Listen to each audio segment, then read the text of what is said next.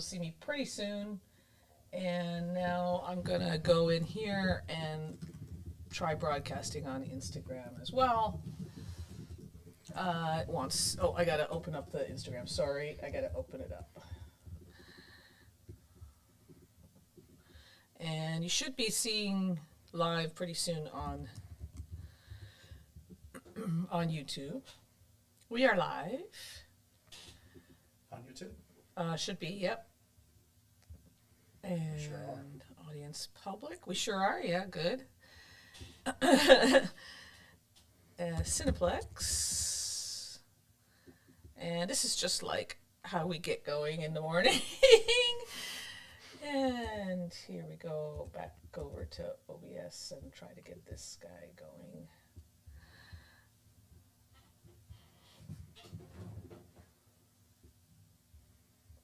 Vertical canvas. Just put settings.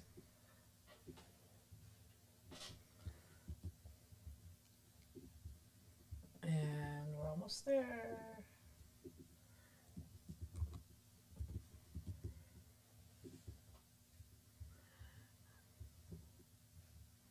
Okay.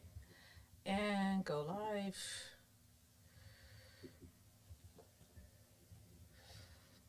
Maybe, maybe not.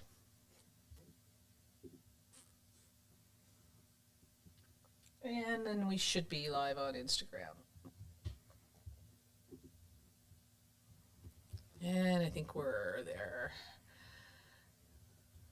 And there we are. Okay. We are live on Instagram and YouTube at the same time. Maybe. Maybe. Okay, so you want to check your... I'm trying to check. You want to check your... one of them, and I'll check the other one here. Hang on. And then I'll introduce, and then we'll get us going.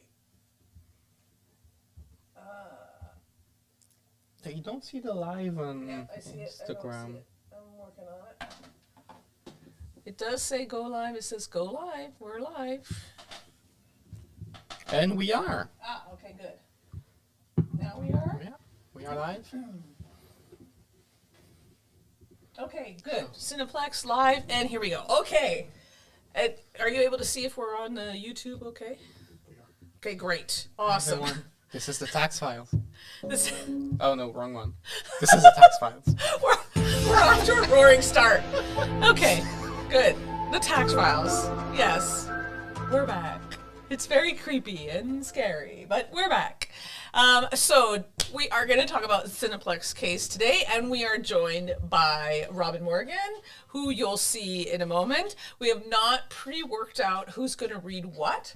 So since Raphael usually starts, we'll let Raphael start. Read a little while, and then when it seems natural, you'll hand it over, and then Robin. But we always stop to discuss if there's anything interesting to discuss. So don't hesitate to to jump in and say something. Okay, ready? Of course, so we are Okay, great. reading between Cineplex Inc., the Yeah, I appellant, gotta and find the His cases. Majesty the King, the respondent. Okay, let's skip the first page. Go We're- to reasons for judgment. Okay. Well, By you skipped the judgment? Okay. Reasons for judgment. All right, fine. By Justice McPhee. Okay. Introduction. Cineplex Incorporated, the appellant, is appealing from the reassessment, in respect of its 2014 taxation year, in which the Minister of National Revenue, the Minister, disallowed the deduction of $26,510,522 of non-capital losses. To reach a conclusion in this matter, the court must consider transactions carried out by a third party, AMC Ventures Inc. Ventures.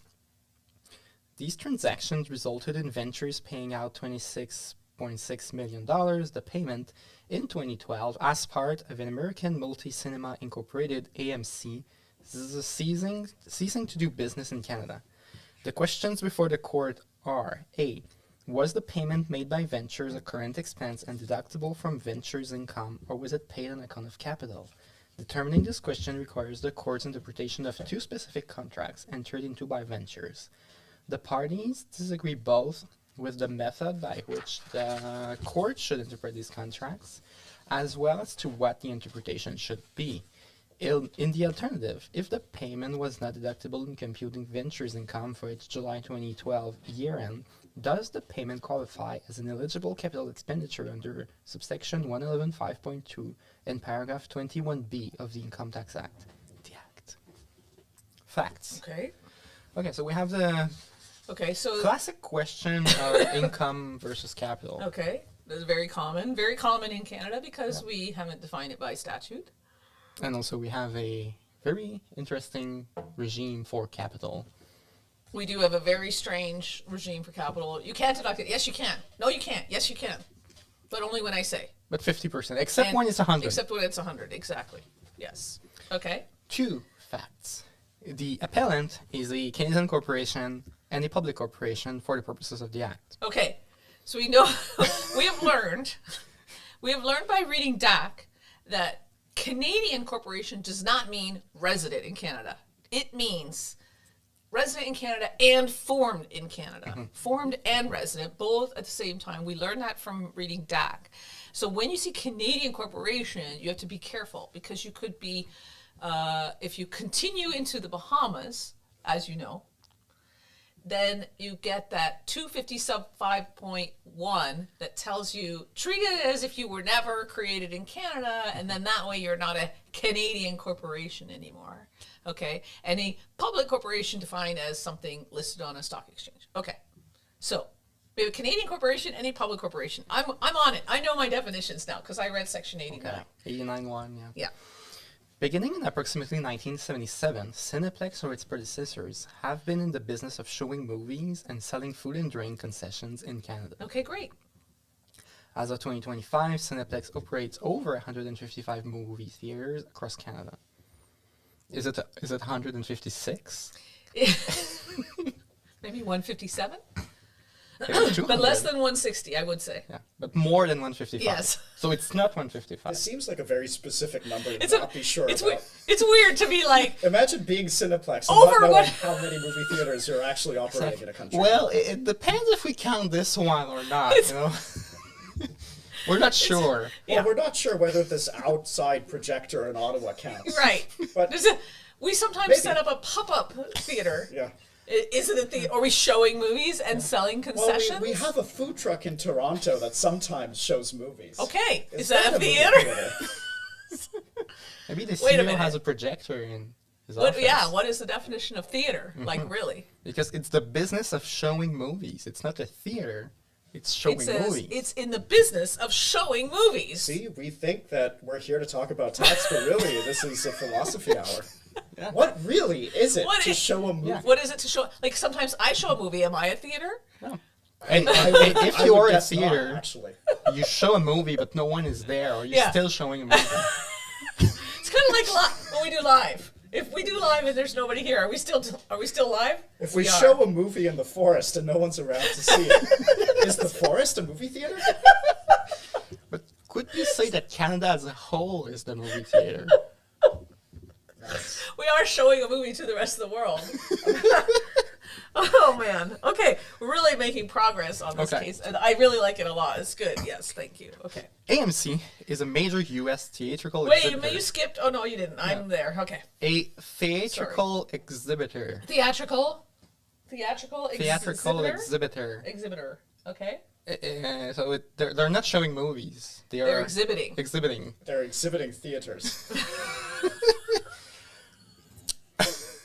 Up to 2012, it carried on business in several countries around the world, including Canada.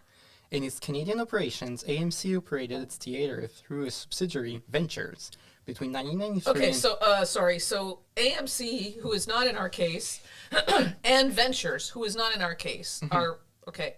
And Well, the thing is... maybe just to make it extra clear, we have AMC, which is the U.S. company, and then it has a wholly owned Canadian subsidiary. Which is Ventures. And then Cineplex is under Ventures? No, No, Cineplex is Cineplex going to is come a along separate- and... Yes, Yeah. yeah. And just to be We'll get clear, that. Yeah. Ventures, when we refer to Ventures, it's actually AMC Ventures. And when we refer to AMC, it's American Multi-Cinema Inc., Okay. which is what Okay. AMC stands All for. right. I got it. Yep. Okay. Good. So between 1983 and 2012, Ventures operated up to 8 movie theaters in Canada. Okay. Sometimes it was less, but up to 8. 6 were in the Greater Toronto area.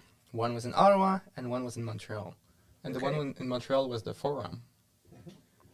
Overall, the Canadian business was financially unsuccessful. And I will You have read to the play a footnote. sad sound. We need a womp womp for that. Oh, I think we need even worse than What, that. really sad?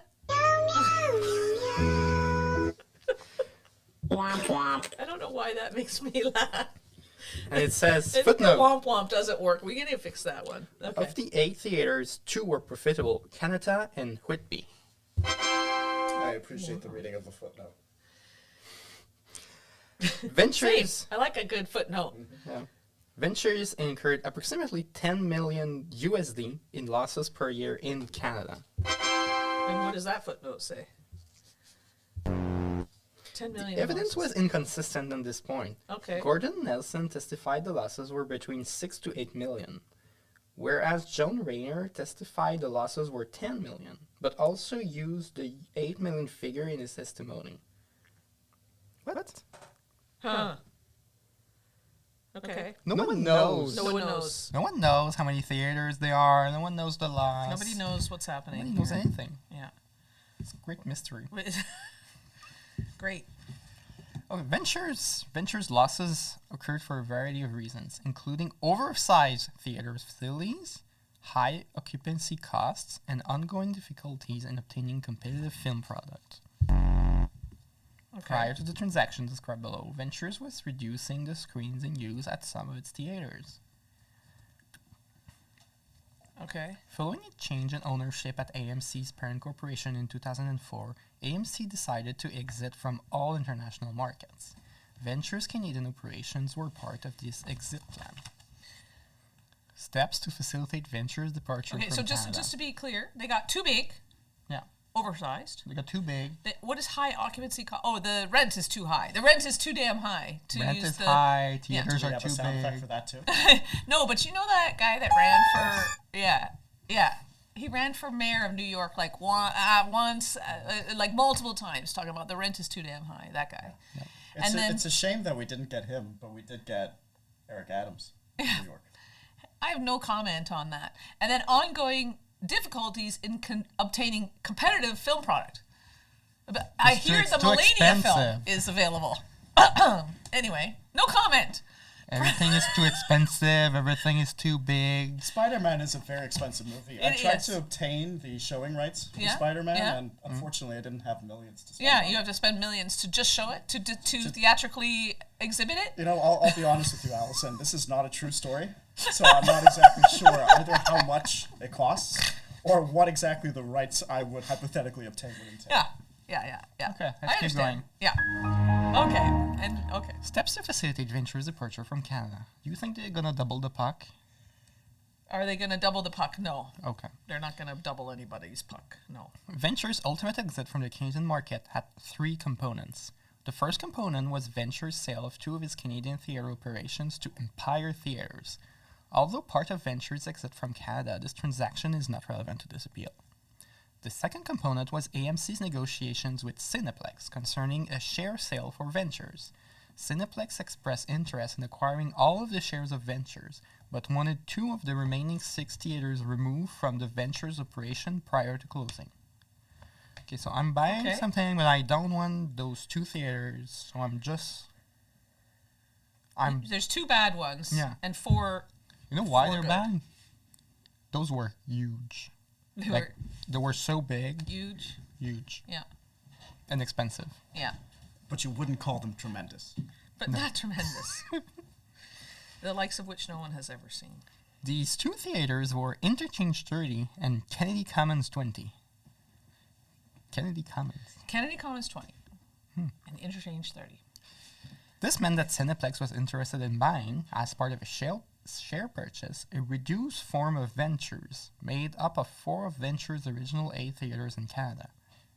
Okay. Of 4, but there were 8. Now there's 6. I'm 6 so minus 2 is confused. 4. I'm very confused. Okay, so So sorry. I think what's happening What? is that you have AMC, which owns this Canadian entity, Ventures, and Ventures owns 8 movie theaters. Okay. Yeah. 2 of them 2 of them are are being bad. sold Yeah. just separately from anything, and we don't care about that. So now we've gone from 8 to 6. Okay. Cineplex wants to acquire in a share purchase all of the venture 6? stock. Oh, all the venture stock, but they, yep. And then the problem is it doesn't want to acquire 2 of these theaters. Yeah. And so somehow AMC and Ventures have to dispose of these 2 movie theaters. Okay. Yes, So it's there very were 8. creepy. It's very 8 minus 2 is Without a 6. doubt. 6 minus 2 is 4. 4 remaining. And those are the 4 we're concerned Somebody do some math for us. That would be Okay. nice. Yeah. Okay. Related to the above described step, the third component for ventures was the termination of the Kennedy Commons 20 and intergency theaters, collectively the discontinued theaters. Okay, I'm just annoyed at the fact that in paragraph 11 it's interchange and then Kennedy, and in 12 it's Kennedy and interchange, Yeah. as neither Cineplex nor Empire was willing to acquire them. The anticipated cost of closing the discontinued theaters was approximately $26.6 million. Okay. Wow, it's pretty precise, up to the cents. Okay. Is it the same dollars 26 they said at the beginning? Let's just double check. Remember the facts when we said Yeah, we lost a 26 bunch of money? million. What was that capital loss? Oh my gosh. Yeah. Resulted in ventures paying But out rounded up. 26,610,551 and 98. So from paragraph 2, right? Yes, Ventures pay. Okay, so It's this the is the same. same dollar. So this is that dollar. Okay. Where were we? 12. Okay. Largely attributable to the remaining obligations under the long-term leases included discounted future lease payment obligations. Okay. Structure of transactions between AMC and Cineplex and Ventures and AMC&J. It's interesting how it's the first time we encounter AMC&J as an acronym. AMC and J has never been defined? No, Yeah, I it's don't know defined what at this is. paragraph 17. Okay, great. Okay. So, but we have it in the headline. Okay. The appellant and AMC negotiated a share purchase structure under which the appellant would acquire the shares of Ventures after Ventures divested itself of Interchange 30 and Kennedy Commons 20. Okay, that is a little, okay. Okay, that's okay. On June 28, 2012, AMC and Cineplex entered into a share purchase agreement pursuant to which Cineplex would acquire all the shares All of shares Ventures. yeah. The deal closed on July 12, 2012. It was important to Cineplex to close the deal prior to the summer blockbuster period. The purchase price for the shares of Ventures was $1. $1. Inconceivable! One A whole dollar. So I could have acquired Two four movie theaters. Cineplex 2 movie theaters for $1. for $1. But no, because There's an in addition to. in addition to. Oh. Plus a box of donuts. No, a negative box of donuts. In addition, the share purchase agreement provided for additional consideration Here we equal go. to 10 cents for each dollar of Ventures non-capital losses in excess of a stipulated threshold. Okay. 10 cents a dollar. On the dollar of capital losses above a specified threshold. Wow. So in non-capital loss is worth 10 cents a dollar. Penny on the dollar. 10 cents on the Yeah, dollar. a dime on A the dime dollar. on the dollar. For non-capital losses that I'm going to use against my, Yeah, regular income income, later. so 26.5%. yeah. Interesting. Okay. Finally, AMC was required as a condition of closing to capitalize Ventures so that it had $4.5 million in working capital available at the time of the share acquisition. Okay, this looks a little bit like one of those refresh and restart things like in Dean's Night. Right? Okay, so remember in Dean's Night that you have a loss co and Yeah. you have losses sitting in the co, and what you want is to like give somebody else those losses to use, and the way that they're going to be able to do that is you've got to commit them to putting money in. Yeah. And so this is what this looks like. Yeah? Agreed? Agreed. Yeah. Okay. Except that in this case, there is no question of the acquisition of control because it's Cineplex is operating movie theaters. Yeah. Okay. Okay, so far. So good. I don't know, is showing movies and exhibition the same business? Well, I can't answer that technical question. You know, that's above my pay grade, to be honest. Yeah. Okay, let's keep All right, so this is kind of, now we're getting into the money here because, so just to recap, Ventures is going to get $1 for its shares, and then it's going to get 10 cents on the dollar for these non-capital losses that it has above a specified threshold. And then it's going to get this promise that it's going to get $4.5 million of capital injected by the buyer. Okay. No. That's AMC is the one that's capitalizing Ventures with 4.5 million. Yeah, that's what I mean. So Ventures is getting the 4.5, right? Yeah, but From from the seller. AMC. From AMC. Yes, Yeah. from the seller, not the Yeah. buyer. Yeah. Okay. All right. The payment made by Ventures to transfer the discontinued theaters to AMC and J. Ventures made unsuccessful attempts to negotiate an early termination with the landlords of the discontinued theaters. AMC determined that the transfer of the two discontinued theaters to a related corporation was the most effective and immediate solution. Okay. Under the transfer agreement, AMC New Jersey, AMC and J. Ah! Oh, finally! Shoot, we should have guessed what the NJ stood for because I'm not sure we would have got to New Jersey. Maybe we would have. Maybe we've spent enough time in the tri-state area that that we would get there. What's the third state in the tri-state area? Connecticut. Oh, okay, of course. I always forget about Connecticut. Okay. So AMC and J. NJ. Acquired the assets and liabilities associated with the two discontinued theaters. Okay. And Ventures made the payment to AMC and J, Okay. New Jersey. This payment of $26,610,551.98 Yeah. and Not 98 99 and cents not 97, but 98 98 cents. was Yeah. intended to compensate for first dot. Okay. First bullet point. A1I. It's like a bullet. The present value of remaining lease obligations. I will say, this is a little strange. Normally, when we get a sublist in a paragraph, the It's author numbered. will number or letter Yeah. the paragraph, and now we just have dot one dot, the first two. dot, the second dot, the third dot. That's a little distracting. Okay. Yeah. All right. For both discontinued theaters, including minimum rent, operating costs, and realty tax payments, this made up the vast majority of the payment. Okay. So everything I owe. Dot 2, B dot, Second dot, the second? dot 2 little eyes. No. Is it just like the dot It's and weird and how the the two little dot eyes? and the eye of the dot in the eye, Yeah. the letter I, they're like visually, it's just problematic. It's problematic. I think you should just put like 2 dots. I don't know why we can't just say 1, 2, 3. Oh man. Anyway. Well, I'll be honest. I think this ruins my entire year. Yes, I think this is it. This we cannot stand for this.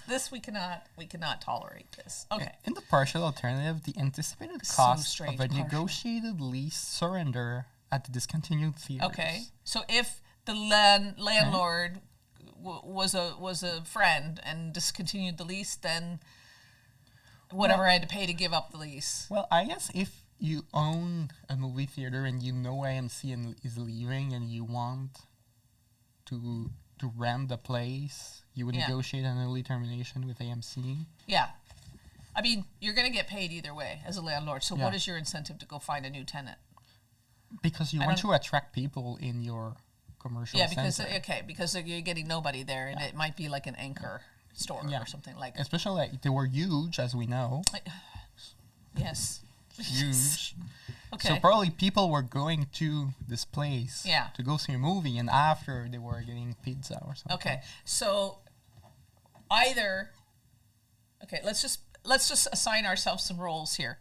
So you are Ventures, with the 2 bad theaters and the 4 good theaters, and you're AMC NJ, right?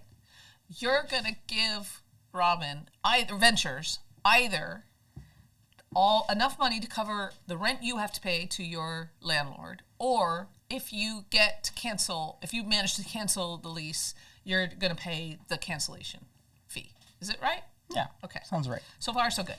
And then The expected cost of complying with the operating covenant in the interchange 30 lease until the expiry in May 2014. okay, so same for the lease with interchange 30. Okay. Four little dots. Yeah. Estimated payments required to satisfy co-tenancy and rent reduction obligations owed by AMC to other tenants at Interchange 30 if the theater were closed prematurely. Okay. And five little dots. Other contractual Yeah. wind-down costs, such as obligations to service providers, utilities, and employees. Okay. A breakdown of these costs indicated the termination costs would be approximately $7.5 million for Kennedy Commons 20 and approximately $19 million for Interchange 30. Oh, so we don't know exactly the penny. So let me see. 7.5. I can't just do a little rough math. It's hard math here. So 19 plus 7.5. I'm pretty sure that's 26.5 approximately, right? Do we have a sound effect for mental math? Just the crying, the weeping, oh no. No, I think you have to do oh no because we're doing Oh, no. math. Dumb. Okay, but if you recall, 19 plus 7.5 is 26.5. I'll double check. Is that 26.5? It is. It is. Okay, good.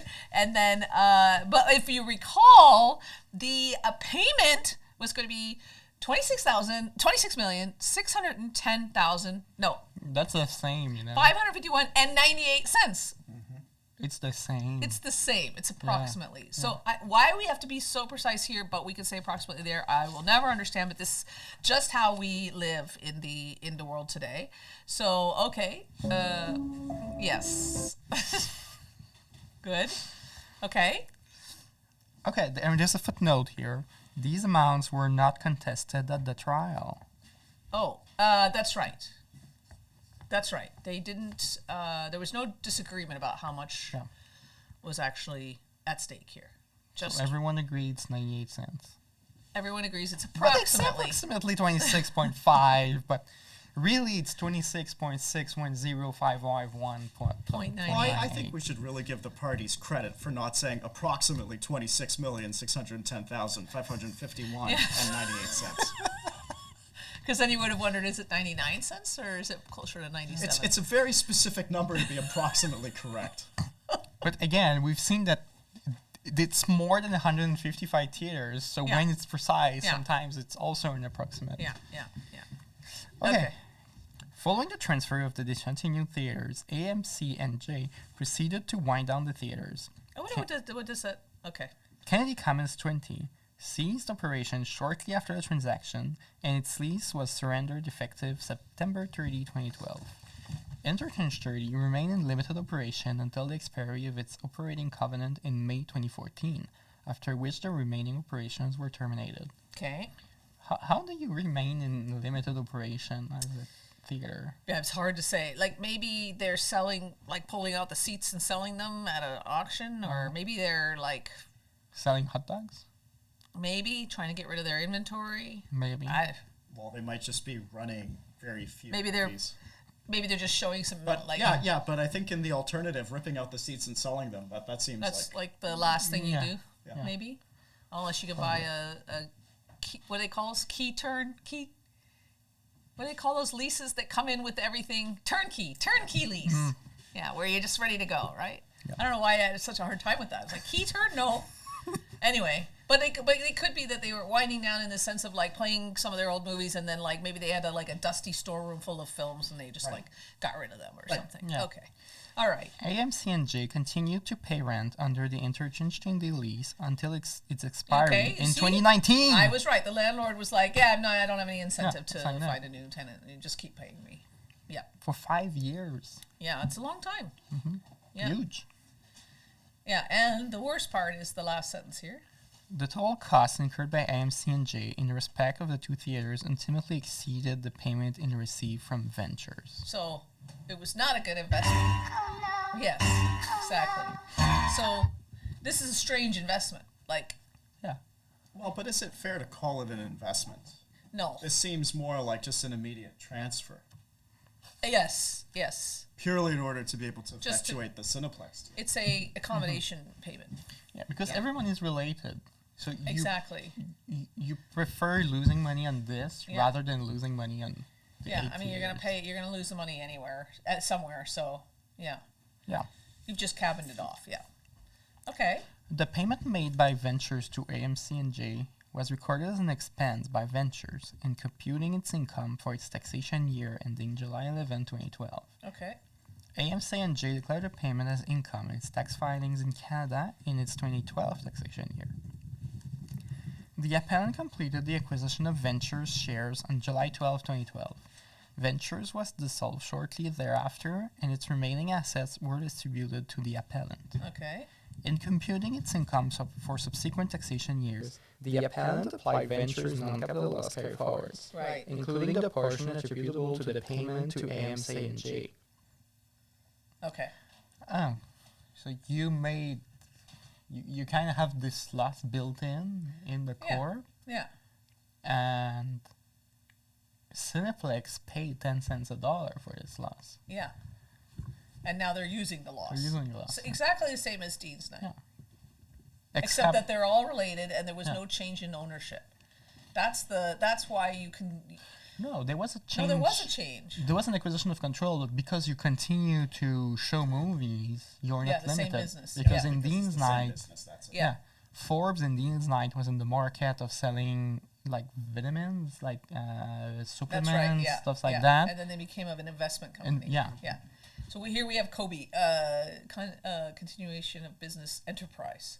Yes. Yeah. Mm-hmm. To use an Americanism. Yeah. But it's the same. Like everywhere you go, it's kind of the same. You see the same rule. same So, idea. yeah. Okay. The minister reassessed the appellant's 2014 taxation year and disallowed the $26.5 million of losses. Why is it 26.5 now? Well, it was approximately 26.5, if you recall. Yeah, and but it's so, 26.6. I mean, we have exactly the same number, Yeah, except this is that very the strange. 6 is a 5. Ugh. It's, Really? it's a very precise number to be like such a I don't similar number. understand.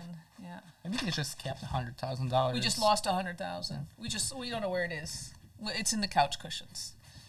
Anyway, it's nothing, It's right? it's the loss, so it's Yeah, disappeared. we lost a loss. Of the loss carry forward attributable to the payment on the basis that it was not a deductible outlay on income account. Well, maybe the 100 was a deductible outlay, and the minister is saying only the other 26,510,522 There's is a not. big footnote that I Okay. will read. Well, Let's it hear it. seems like there was only a loss carry forward that was attempted to be denied. So maybe that's where the $100,000 difference comes from, but that's a very strange source. I really wonder if it's just a typo. Really? Okay. Maybe, I don't know. Okay, footnote. Once the windup was completed, the appellant began applying these losses immediately. A portion was used in his 2013 taxation year, which is not under appeal, and the remaining balance of approximately $44.6 million was deducted in its 2014 taxation year. In its opening statement, appellant's counsel confirmed that this $44.6 million represented the remainder of Venture's non-capital loss after the appellant had applied some in 2013, and that this remaining amount expressly included the There it is $26.5 again. million Exact same thus number. generated by Venture's deduction of the payment to AMC&J, transcript. Oh my gosh. Okay, I'm totally confused. The minister reassessed only the 2014 taxation year and did not challenge the appellant's ability to deduct Venture's losses generally. Instead, the reassessment disallows solely the portion of the loss carryforward attributable to the $26.6 million payment on the basis that the payment was not a deductible outlay on Okay. income account. All right, what? Okay, what? Okay. Well, anybody know what's going on here? Okay. Well, it seems like they're challenging the loss carry forward. So Okay. it's possible that they actually had $100,000 that they were able to deduct in that particular year. Okay. But it's questionable given the amount of losses I that know. are It's- in the it's business. strange. So it's not entirely clear. Just keep talking over the creepy music. Yeah. It's not entirely clear to me, at least, where that $100,000 difference comes from. But that's the only source that can potentially spookily determine. Exactly. Okay, so I'm a little confused about this 44.6, not under appeal, whatever, but okay, so we're just going to take it as an article of faith that they couldn't use loss because they were just incurring more losses, and it gets carried Yeah. forward, and this is what's being disputed, this carry forward. If it's not under appeal, it's true. It's right. And the idea here is that it's not that you can't have the loss, it's that it's not a non-capital loss, says the minister. It's a capital loss, says the minister? Question mark? It's not clear so far. Right, the reassessment disallowed solely the portion of the loss carry forward attributable on the basis that the payment was not a deductible outlay on income. So that capital? suggests to be, I'm just reading at the end of your paragraph 7. Yeah, so I'm thinking what the minister is saying is that's not a non-capital loss that you can deduct. That is instead a capital loss, which is restricted to capital gains. So good luck to you. That's how I read it. Maybe. Agreed? Agreed. Okay. Both the appellant and the respondent agreed at the outset of trial that although Cineplex is the appellant, the appeal is really about the deductibility of the payment made by Ventures to AMC and J. Okay. Put simply, the court must determine whether this payment was made on account of capital or income. Okay, so this is where the trouble starts, right? 2 witnesses testify at So trial. maybe just one thing to say for Yeah. the benefit of the audience. Yeah. Why is it that Cineplex is the appellant here? Right. Yeah. That's a good question. We should have a Jeopardy question music because we know the answer, right? Do we know the answer? Yeah. Do we know the answer? For those of you watching on Instagram, if you know the answer, you are welcome to put it in the comments. Please put it in the comment down below. Does the tiny tax man know the answer? Go ahead. Tell us why. Go ahead. Tell us why is it that we have Cineplex and not Ventures or AMCNJ in court? Raphael, would you like to have the honors or should I? I can start. Okay. But we don't know exactly, was there a merger between the two companies? Cineplex acquired Ventures. Therefore, Cineplex is the one that's filing the tax returns. Hence why, going forward, we care about what losses Ventures has. We need a little drawing. I had a piece of paper here Because last time that I drew on, and it was super helpful. Because I'm such a visual person that, like, as soon as there's, like, any kind of detail whatsoever, I completely forget who did what. So let's see. Because what exactly was the transaction? Was there ever a merger between the two companies? Yeah. Was Okay. there? So let's just sketch it out what we have so far, okay? So we know that we started with AMC, which is a US. Yeah. And AMC owned 8 theaters, right? Through Ventures. AMC owned AMC Ventures, Just Ventures. which is a Canadian or a US company? Canadian. And Ventures owned 8 theaters, Yep. right? Huge ones. Sorry?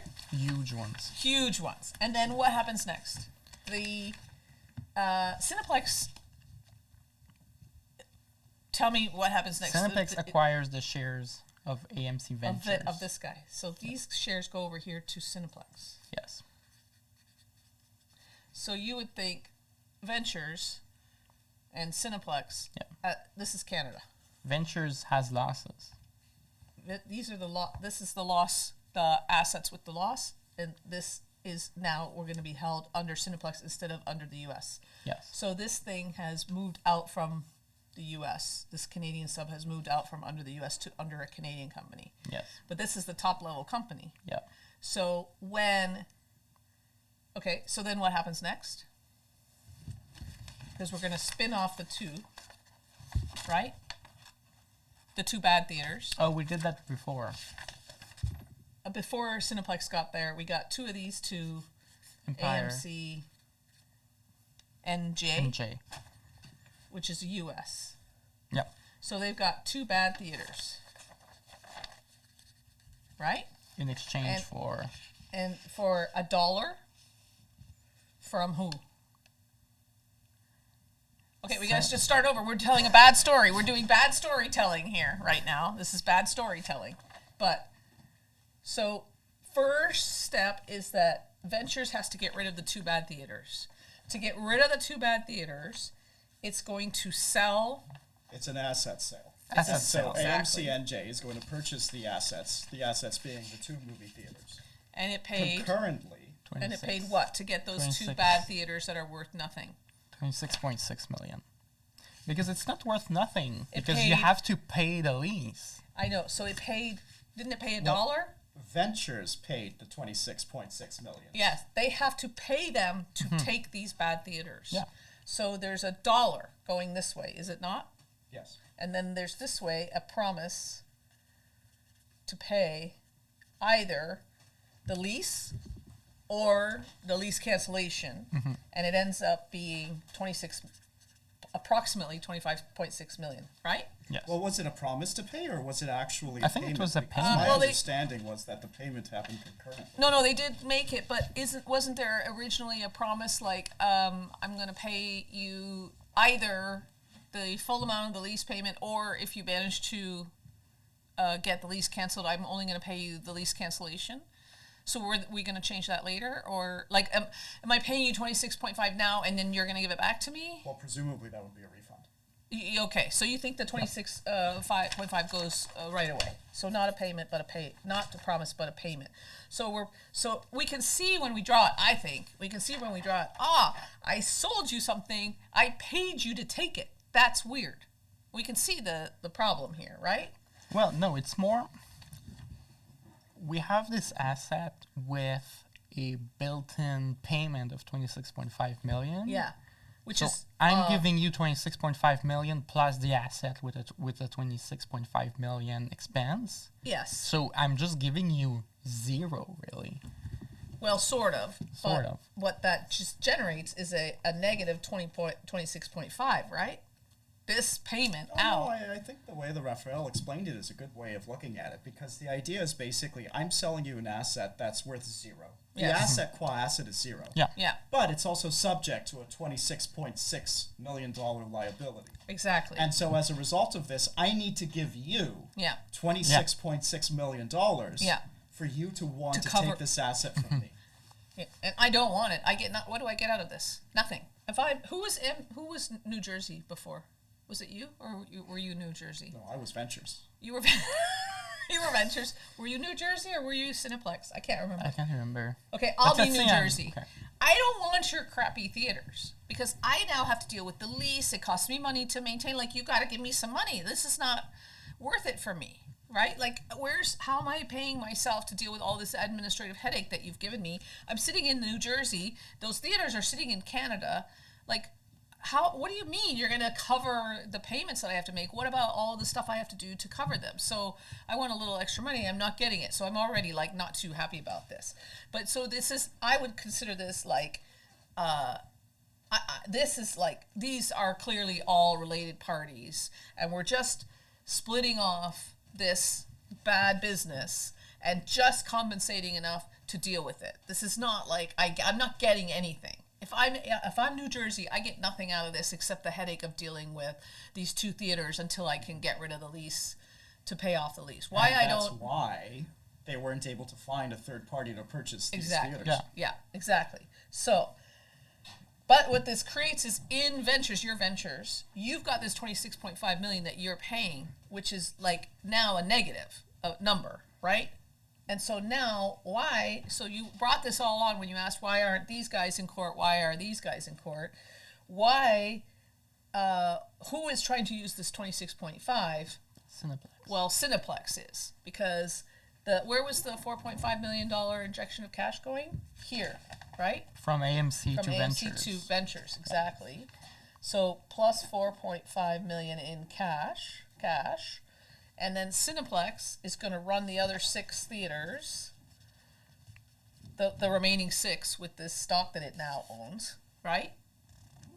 So in theory, if it's got income from these theaters, then this loss has to make its way up to Cineplex. Do you agree? This loss has to make its way up to Cineplex. Yeah, because now the loss is in Ventures. The losses in Ventures and the assets Cineplex owns the shares of Ventures. Yes. Ventures has the loss. So how is it that this is where the 6 theaters, we're down to 6. The 2 are bad. The 2 bad ones are here. The 6 good ones are here. The 2 of loss them is have here. also been disposed of separately. Yeah, that's right. We also minus 2 are 2. sold So now to- we're down to 4. Great drawing. Great drawing I have here. So now what we're saying is Cineplex owns Ventures, and Ventures is going to continue operating those 4 with its new injection of cash, and it's going to try to use these losses. Why is Cineplex in court and not Ventures? Ventures is a Canadian is AMC Ventures Canadian? Let's double check. AMC Ventures is Canadian. Yeah. Yes. So why are they not the ones in class? Why are they skipping class? And why is Cineplex in court? Let's just go back to the top and see if we can sort it out just by looking at it. It's definitely Cineplex, and then it says Cineplex, the appellant, is appealing from a reassessment disallowing the deduction of non-capital losses. 26. Look at the number 26,510.22. That's the number of NCL, non-capital loss. Okay. And then it says, to reach the conclusion, the court must consider transactions. I'm looking at paragraph 2 again. Consider transactions carried out by AMC Ventures that resulted in Ventures paying out 26.6. This is where we get the 98-cent figure as part of AMC ceasing to do business in Canada. So this is this number. So this now is approximately 26.5. No, it's 26,610,551.98. Right? So let's also maybe just look at this from a bit of a higher level. Okay. So question for both of you. Is it the case in the U.S. that you have consolidated corporate group filing rules? Good question. But Yes, you do. But is that the case in Canada, It too? is not. It is not the case in Canada. That is right. That is right. So this is 2 different taxpayers here. So we need a way to put the loss in Cineplex to use it. Yeah, because they're the ones being denied this. Yeah.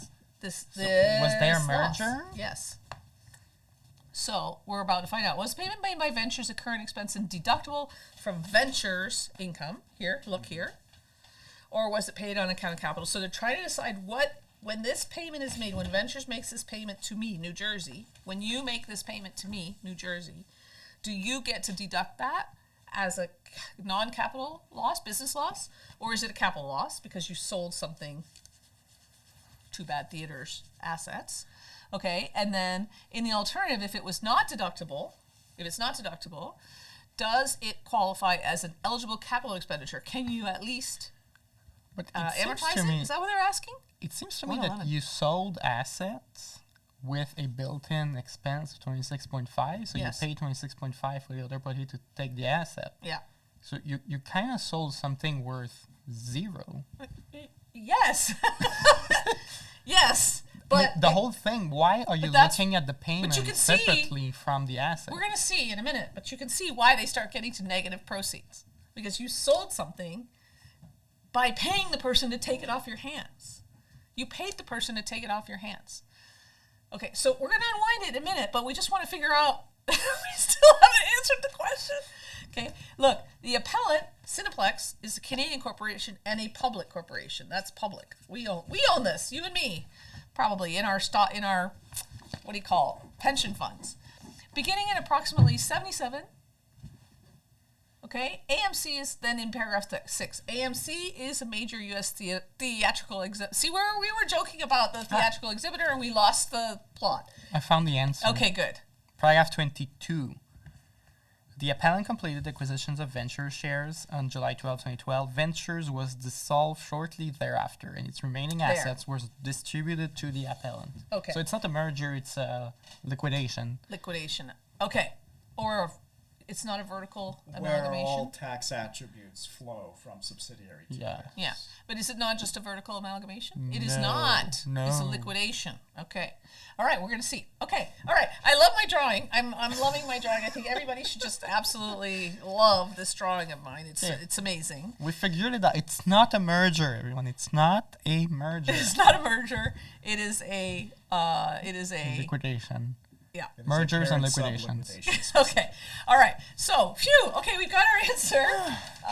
Where are we? Okay. We're at paragraph 25. 25. Okay, wait. So, okay. So the appellate, okay, so Cineplex is gonna acquire, and then in computing, okay. So once they acquire it, they're trying still to find a way to use up this. So this is, okay, I'm just making a deduction. I'm deducing, correct me if you think I'm wrong. I'm deducing that this 4.5 million either didn't show up or didn't have much effect. Because once we dissolve ventures, we're still running at this, we still have this loss that we're trying to carry forward. Well, the 4.5 million is, I think, largely irrelevant because that's just a tax-free contribution from AMC to ventures. Okay. And so we can basically ignore that because that's not really what's at issue in this case. Okay, great. I think the 4.5 is just Cineplex saying, okay, I will buy the shares, but I want some cash flow going on. Yeah, exactly. Yeah, just to not be in the situation that New Jersey is in, having to run 2 dead theaters with no money. Because as Cineplex, you still want the remaining theaters to keep going between the negotiations and the time I put my logo on them. Exactly. Okay. Yeah. All right, we're caught up. So, it was a little bit confusing, but I'm glad we got it straightened out. I now understand what's going on again. Actually, it's funny because I should be drawing these right from the beginning because I can never follow the story until I see even a bad drawing is better than no drawing. Yeah. You know? But also, I was just like, wait a minute. What happened? Where's the murder? Yes, exactly. And I just missed the word dissolved. I would expect you read it out of your own mouth. And I would expect, like, there was a liquidation, there was a wind-up, like, some Dissolve. a legal word. Yeah. I But they just said, want to make sure that the viewership understands and notes the phrase, you read it out of your own mouth. I just want everyone to take a moment to just observe and enjoy. Okay, let's keep going.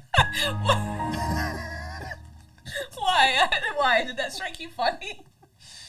Well, apparently I'm not alone.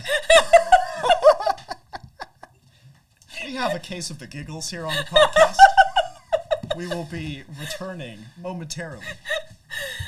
This case sponsored by local theaters, now charging $30 for a seat, and it's $17 for a bucket of popcorn and butter. Okay, sorry. Okay, now wait a minute. What I meant is that often when you are reading the case, it's hard for you to process like what's going on. That's what You know why? That's all I meant. Because in my head, it's doing this constantly. Yeah, exactly.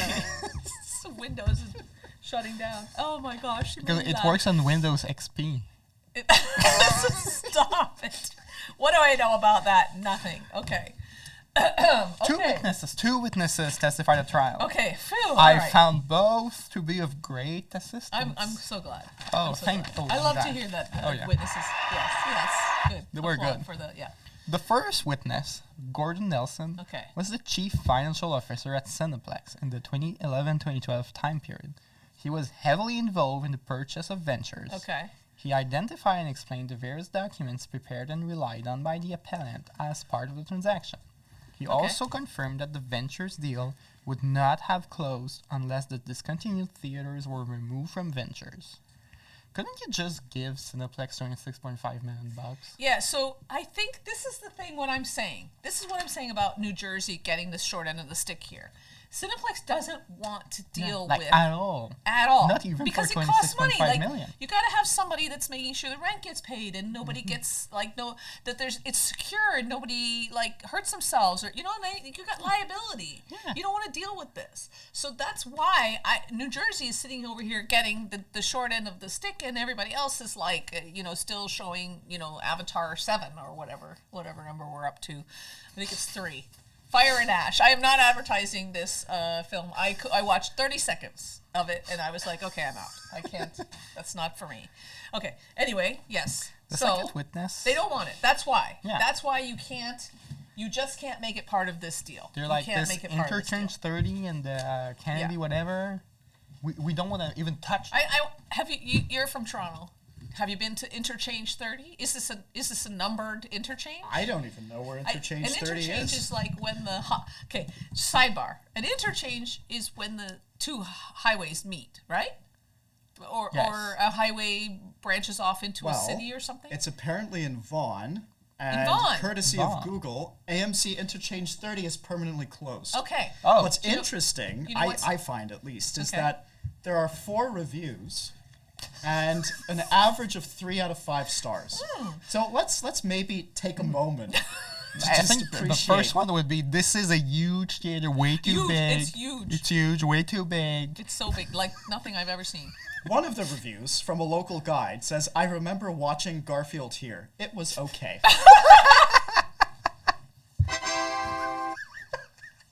Another review said, "Went to watch Elysium, and it was a good movie, but the sound system and the quality was horrible. Oh. Not Because- worth because the room- $70 at all." Whoa. So Because the, you know, the room was too The big. room is too big.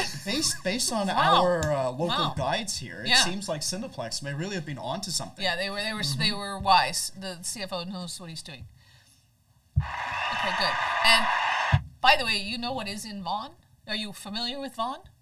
No? Is it a Canada's place? Wonderland. Yeah, Canada's Wonderland. Canada's Wonderland. Yeah. So it's brought to you by roller coasters. Now here I was thinking that this show was brought to you by Cineplex and AMC. Neither nor. Yeah, but, Okay. but we have roller coasters in Montreal. Yeah, you can go out to the La Ronde. Ronde, exactly. You know, it's a lease. Oops. Like, it's a 99 years lease. On the little island. Yeah. When is it up? I don't know, like, when we're, like, in 70 years or something. Okay. We might be America by then. Okay, so back to Just yeah. for the audience, the lease for La Ronde expires in 2065. Whoa! Oh! That's coming up. That's Well, maybe by then we'll have a high-speed train system. that can go to La Ronde, Sorry. from La Ronde to the airport. A higher speed train system. I think that for legal purposes they are not allowed to call it a high-speed train What? system. Why? So they've started calling it a higher No, stop speed train it. system. Are you serious? But wasn't Not this thing a entirely, few but- years ago when they What didn't want to build a high speed but a high frequency? Like, the trains would be slow But there would be many of them. Yes. Well, how does that help? That doesn't because help. at least you can be in a train that is not moving, but at least you're on the train, so No, you're I happy. don't understand this conversation at all. Okay, let me say this. All you have to do if you don't like the name is just use the French. Train à grande vitesse, TGV. It's done. Nobody else in Canada is using it. They'll forget what the acronym is for. TGV. Everybody's happy. Anyway, I'm not even sure they're calling them TGV. no. I don't know. You know what they're calling the new Alto? Is it grande vitesse or it's like vitesse supérieure? Ben, je sais pas. Continue. Okay, let's Okay. keep going. Okay. The second witness was John Rayner, who was the VP for Global Tax for AMC. Okay. His testimony was I think we already very- heard that he was super helpful. Remember He was- earlier, 2 sentences ago, he said of great assistance. He was very helpful. But not just helpful, very helpful. Very helpful in determining Yes. AMC's motivation at the time of the transactions in question. His testimony confirmed the following. Oh, this time we have an eye and a 2 eyes. Ah, yeah, and some okay. Now bullets. we've realized that we need, One little eye. On Well, this December is 23rd. really fortuitous because it means that we don't need to have a 10-minute discussion about the bullet points. So really, It's really this doing is us all a Justice favor. McPhee really doing a solid for the podcast. Stop it. on, We only talk about the important things. on December 23rd, 2004, AMC was purchased by a number of third parties. At that time, the company was converted from a public company to a private company. Okay. The new owners of AMC directed that the company remove itself from all foreign markets, including Canada, especially Canada. Yeah. Wow. Ventures was losing approximately $10 million Okay. US a year. We already learned this in earlier, Canada. but now we know why we know this. In Okay. the We also use- know why it's approximately. Yeah. Yeah. Peter Why is it Brown, approximately? Because there was some evidentiary uncertainty as to how much the actual losses Right. were. Right. In the footnote, there's something like, sometimes they said 8. Yeah, sometimes Okay. 6, sometimes 8, So we sometimes went with 10. okay. Anyway, they're losing some millions. Peter Brown, the CEO of AMC, was fired Wow. 2009, in part for his Wow. failure to remove AMC from Canada. Wow. Okay. Wow. That's a good reason to be fired. It's Yeah. like, you're still You, in you Canada, didn't get you're rid fired. of your Canadian. What? Wow. Oh. You're fired. Fired. Because you didn't get rid of your Canadian operations. Yeah. I tried, boss. I tried. But no one would take it. What am I supposed to do? Who fires the CEO? The board? Exactly. The board Where's was the- not happy. They were unhappy. Okay. They don't like Canada. Concerted efforts were made by ventures to buy the way out of the discontinued theaters' leases, but they were unsuccessful. Scotiabank was retained to find a buyer for ventures. Okay. Oh, so that's like Matco in Dean's Line. Yeah. An intermediary. Yeah. A third party. What do you call that? Facilitator. Yeah. There You were know where no it's- buyers for Canady Commons 20 and Interchange 30 Even theaters. Scotiabank failed. Yeah. Yeah. Don't they have like theaters, like the Scotiabank Yeah, Theater? the in one Montreal? down there is Scotiabank. Yeah. Well, maybe they named it in honor. Of that failure. Well, I was going to say in honor of the investment banking help, but Can we Could read be. some comments for Canady Commons 20? For what? For Canady Commons? I'm kind of curious if it Kennedy was. Commons 20. Yeah. Was it as bad as Interchange 30? Yeah, I don't know what Kennedy Commons even is, but it sounds like Interchange 30 should have not played Garfield, for one. Speaking of which, one of the students drew me Garfield.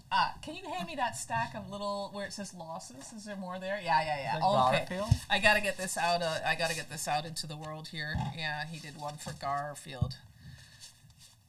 Let me see if I can find it. He did so many. well, actually, looking at some of the online comments, I have some particularly scintillating information. Oh, So one user says, I read on SOWNY.ca website that apparently Empire Theaters looked at this, Okay. but thought it was too old. Oh. Which is interesting since they took over the Elgin Mills 10 in Richmond Hill, which is older than this one, Huh. and didn't have stadium seating or anything. Too Or bad, any- since now the remaining 3 multiplexes in the Scarborough area are all Cineplex. No competition. So, are you going to Scarborough Fair? No, I'm going to Scarborough Cinema, but it's not going to be the one in this case, Garfield. Garfield. Garfield. Got it? Anyway. Okay. Sorry, I should have had it I didn't know we were going to get the spontaneous review and that there was going to be a Garfield reference. Had I known, I would have immediately had this, but anyway. Okay. Okay, so Scotiabank was retained. There were no buyers. Nobody wants Kennedy Commons 20. Too old. Too decrepit. People Calculations. tell me this all the time. Anyway. Calculations were done to estimate what it would cost applying NPV to all upcoming expenses. Sorry, it took me a second. I was like, non-player character? Non-profit What? ventures. Net present value. Net present value. Okay. I like how it's like we all know what it means, so no need to. I literally was like, non-player characters was the immediately thing that came to my mind, but that's clearly wrong. Okay, sorry. An internal accounting report prepared by AMC calculating the project cost to get out of the leases for the discontinued theaters was put into evidence. The Okay. combined cost to do so was calculated to be $26,610,551.98. Okay, so just to remind ourselves, the ultimate, this is the cost that eventually Ventures is going to pay. You're going to pay me. I'm New Jersey. You're going to pay me. That's the number. And the 26.5 net capital loss is slightly different by 100,000. We haven't necessarily isolated that, but we don't care because the only issue is whether this cost that I pay somehow, which ends up being 100,000 less when it comes down to the carried over loss, is capital or not. Okay, good. All right, you ready to read? Should we switch? Of course. Okay. You ready? I'm ready. Okay, do it. Appellant's position. The appellant's primary position is that the payment made by Ventures to AMC NJ was a deductible business expense incurred in the course of and for the purpose of terminating Ventures' unprofitable theater business in Canada. Okay. In the alternative, the appellant argues that the payment was an eligible capital expenditure, 3/4 of which is deductible pursuant to Section 111 sub 5.2 of the Act. Okay, we're just going to have to take a quick look at 111 5.2 because why is it 3/4? Yeah, there's an act there, and I'll also just open this up online. Why not? ITA 111. Do you know the answer? I think I know what it is, but I want to double check and see. This was a 111 5.2. Well, I would be impressed if So- any of us know the answer, considering it was repealed. Oh, okay, good. Okay. So there was repealed in 2016. Let's see. Can we go back? You're not going to be able to find it, Raphael, because it's 2016 or before. Yeah, but I see Can from you see that? Sherman's note that Excellent. it was repealed as part of changing the eligible capital property rules to CC Class 14.1. Oh, So it's 14.1. You know this, like the goodwill yeah. class?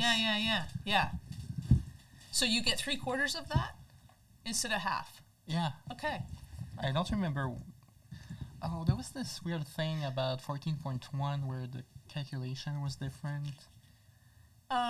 Is it because goodwill is self-made and so like we have a hard time saying it's capital?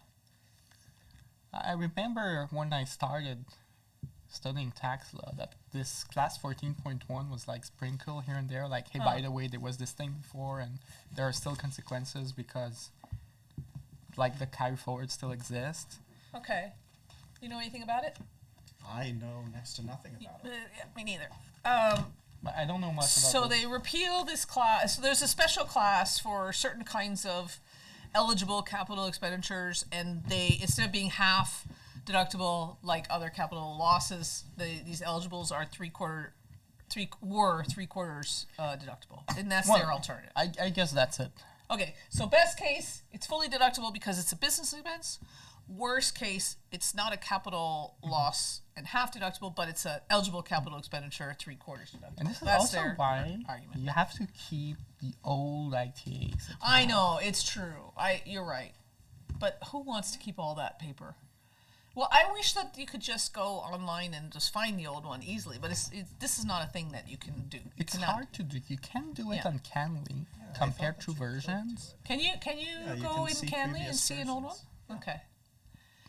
I mean, once in a while, not very often, but once in a while, it would be nice. So, all right, okay. So that's the appellant's position. They said, give us our deduction in full, or the worst case, 3/4. Yep. So at least in terms of my purposes, I'm probably going to be referring to this as either a capital loss or Yeah. a business expense. Even Yes. though, of course, we have this Yes. question of it being an eligible capital I agree. expenditure. Yes, like Just for simplicity. Absolutely. So 28 is talking about business expense, and 29 is talking about capital loss. Even though we are using these goofy terms, eligible capital. Well, the expenditure. appellant wants it to be an eligible capital expenditure, whereas the respondent, so the government, wants it to just be a capital loss. Yeah. Yeah. Yeah. So one is okay. This is a good point. The appellant is saying it's an expenditure. I spent it, and the government is saying no. What you have there is a loss on the sale. Yeah. So a half would be deductible and Yeah. 3/4. Yeah. Okay. Okay.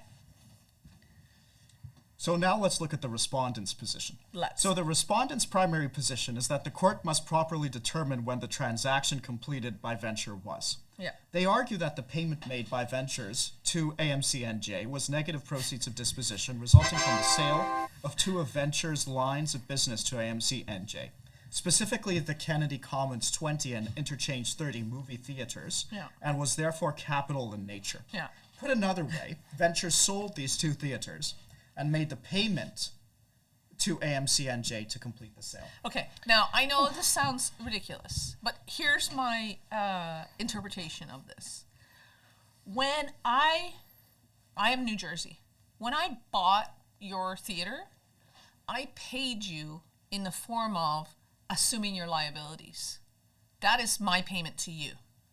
And so you had already said, well, you sold me something that's worth nothing, and I disagree in the sense that it is actually a liability in the sense that it's carrying these liabilities, Yeah, the but- lease. So I pay you in kind. I'm going to take over your liabilities.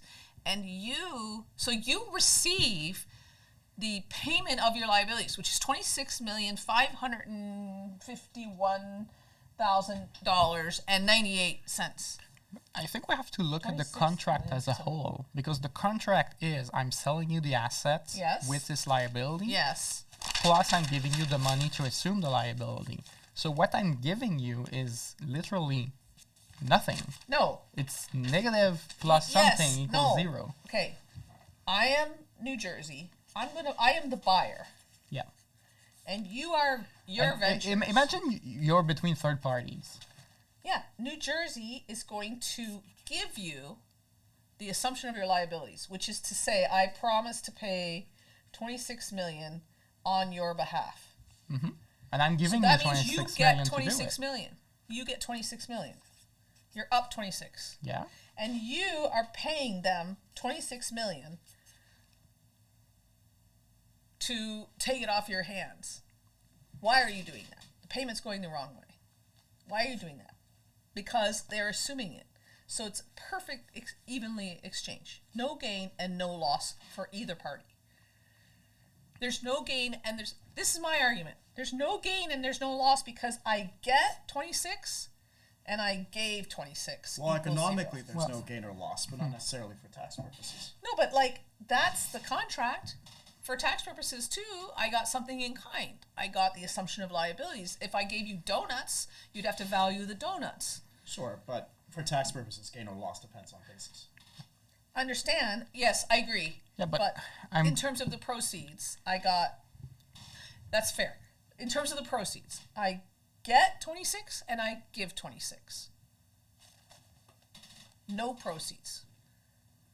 And New Jersey gets 26, this one, and gives 26. So it gets nothing. It achieves nothing. And what is this cost base? That's a different question. Well, for tax purposes, I'm not sure you can see ventures receive 26. Well, why not? Because if I paid you $26 million worth of donuts, would you say you didn't receive anything? Well, No. actually, I think you exactly can, because if you look, for example, at proceeds of disposition, it includes liabilities assumed. Exactly. As it should. It should. It has to. Exactly. So I think, well, we can do the analysis, but so what the government is saying is the court has to determine what the transaction that Ventures did. So if we go back to my other bad drawing, what did Ventures do? What did Ventures do? It disposed of these theaters, paying $26 million to the buyer. But I'm looking at the contract in itself, which is I'm selling to you assets Yeah. worth minus 26.5. Yes. And I'm giving you 26.5 so you can pay the liability. Yeah. So I'm literally giving you nothing. So Except a headache. the only way for AMC and J to make money on this is I can't. if ever you negotiate a better lease termination, you will. Yeah, but then I earning gotta back. pay you back. Then I gotta pay you back But this money. is also not about making money. This is about facilitating the transaction and changing corporate solutions. Exactly. Yeah, but- It is about the four. Yeah, but imagine between Going third up. parties. Yeah. Like okay. if it's a So we transfer do- pricing yes, problem. we do transfer pricing. We do Yes. transfer pricing. Yes. Between third parties, Yeah. you would probably accept this. No, I'm If never. you That's why I said I think- would never accept this because I need money to run these bad theaters or to deal with the landlords and all the liabilities and put up a fence and security and all this stuff, right? Well, but this was sort of the expectation, and something that's interesting in this is that you sort of end up getting double deductions. You do. Because if Yeah, you can yeah. deduct it at the ventures level, Yeah. well, then AMCNJ is also going to deduct all of the 100%. expenses at its level. Yeah. Double dip. So there's a double dip here. But that could be a reason why you would do it as a third party to just have the deduction, because you pay those expenses Which from is time why to time. it's curious to me that they stipulated that in the end AMCNJ ended up spending more Yeah. than this amount, Yeah. which to me it would make complete sense because of course how would you calculate this? Right. On the basis of what the expectation is, and there's uncertainty, so it's hard to get it right. Yeah.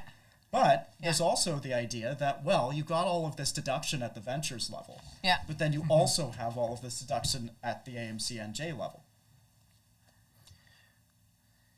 Yeah, there's a double dip. I didn't even see Yep. it before. But yeah, good point. Okay, good. Great. Okay, so we're caught up. So the respondent's view is Venture sold the two theaters and made a payment to complete the sale, says the respondent. And then what else does the respondent say? In the alternative? So I forget exactly where we left off, but 31. I think we're at 31. Yeah. So in the alternative, if the court determines that the transaction was not the sale of the two theater businesses, then the court should find that the transaction was the sale of the leasehold interests of the Kennedy Commons 20 and Interchange 30 movie theaters, again for negative proceeds of disposition of the 26.6 million. So what do we think about this? Okay. The transaction was not a sale then the sale Well, of the if it leasehold. wasn't the sale of the two The theater, businesses, then it was the sale of the leasehold interests, again for the same thing. So where just to be clear, the same thing as the negative proceeds Yes. of disposition. But again, the leasehold interest, there is a liability of $26.6 million dollars right, it's the same diff. embedded in, and I'm giving you the money so you can pay the liability. I think the reason that the distinction is being made here is that in the government's view, if it is the sale of the theater business, then it's a business loss. And if it's a sale of the leasehold interest, well, you're not in the business of leasehold interest, so therefore it must be a capital loss, right? So, so what they're saying is, if you don't think it was a sale of the two businesses, then you should say it's a sale of the two leasehold interests, in which case it's a negative. It is a What capital exactly loss. is the 26.6 if we go back to the bullet points? That is the Negotiate lease surrender, complying with the operating There's Yeah. part that is operating because they That's had true. to stay open until exactly. 2014. That's my point. Is that I got to do all this work. Yeah. So it's not just the leasehold interest. I'm dealing with the business, including like if somebody decides to sue me because they got sick off something like last year or something, and they had time to wait to sue me, and they're going to come along. You know what I'm saying? Like, Well, I'm there's- not selling the shares though. I'm selling just the But assets. it's the business. Is it the business? It's the assets. The two theater. Okay, so I don't know about liability. If I buy I just bought your theater. One of your customers who came to your theater last year, got sick, and it took them a year to like get better, and now they're suing me. Are they suing me or you? Well, they would be suing the entity, so they would be suing you. It's me they're suing. I own the theater now. But you did not purchase the shares. I know, but I own the theater, and Yeah, but the ink is still under the old name. So they have to go after the old owner. Yeah. The Shows what I contract know about is with the old owner. personal liability. Anyway, point being, if it's not the business, it says business, not assets. It says business. So I don't know. I mean, don't shoot the messenger. It assets says and the liabilities. business. In 17, AMC&J acquired the assets and, And the liabilities, liabilities. Associated with the two So discontinued I get the theaters, and I get the obligation to pay the rent. So I have to pay $26.6 million. Yeah. So I'm giving you $26.6 million. Yeah. Just I want to get rid of this asset.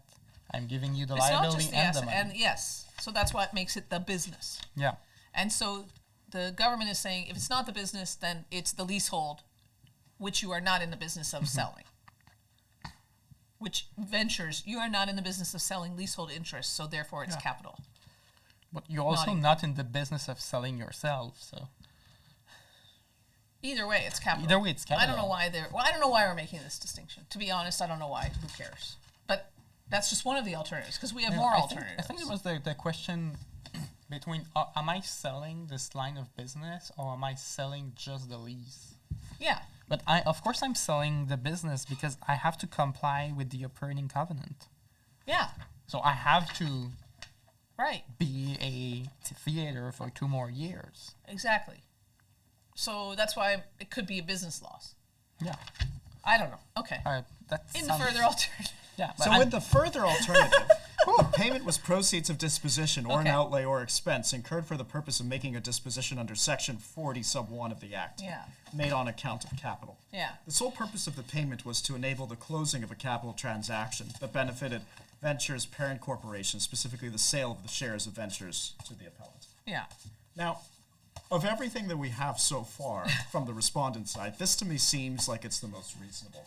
We're going to talk about everything a bit later once we really get into the arguments of Justice McPhee's decision. Yeah.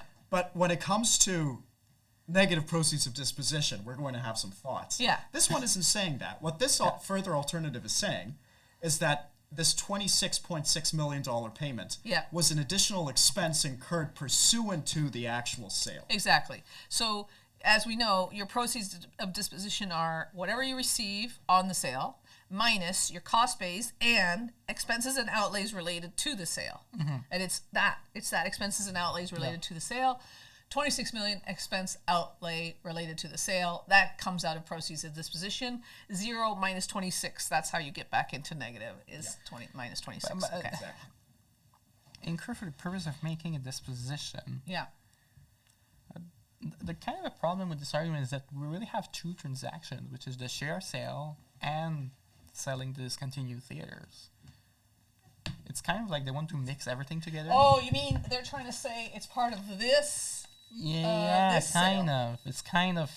They're saying whatever we got from Cineplex, that's proceeds of disposition, and it should subtract this. That's collapsing a lot of steps. Well, I'm not sure this is the argument, but this is what I get. I think where they are going with this. Okay. Was that what they were saying? I thought that this was solely focused on the asset disposition. Because the payment was proceeds of What's disposition. the payment? The payment is, what's the capital P payment? What is it? The payment is the $26.6 The 26 million. yeah. Yes, they're saying the sole purpose of the payment was to enable the closing of a capital transaction that benefited Ventures parent corporation. Parent Corp. Specifically the sale of the shares. I'm not sure exactly I don't know where what they're the going with this. shareholder benefit? What?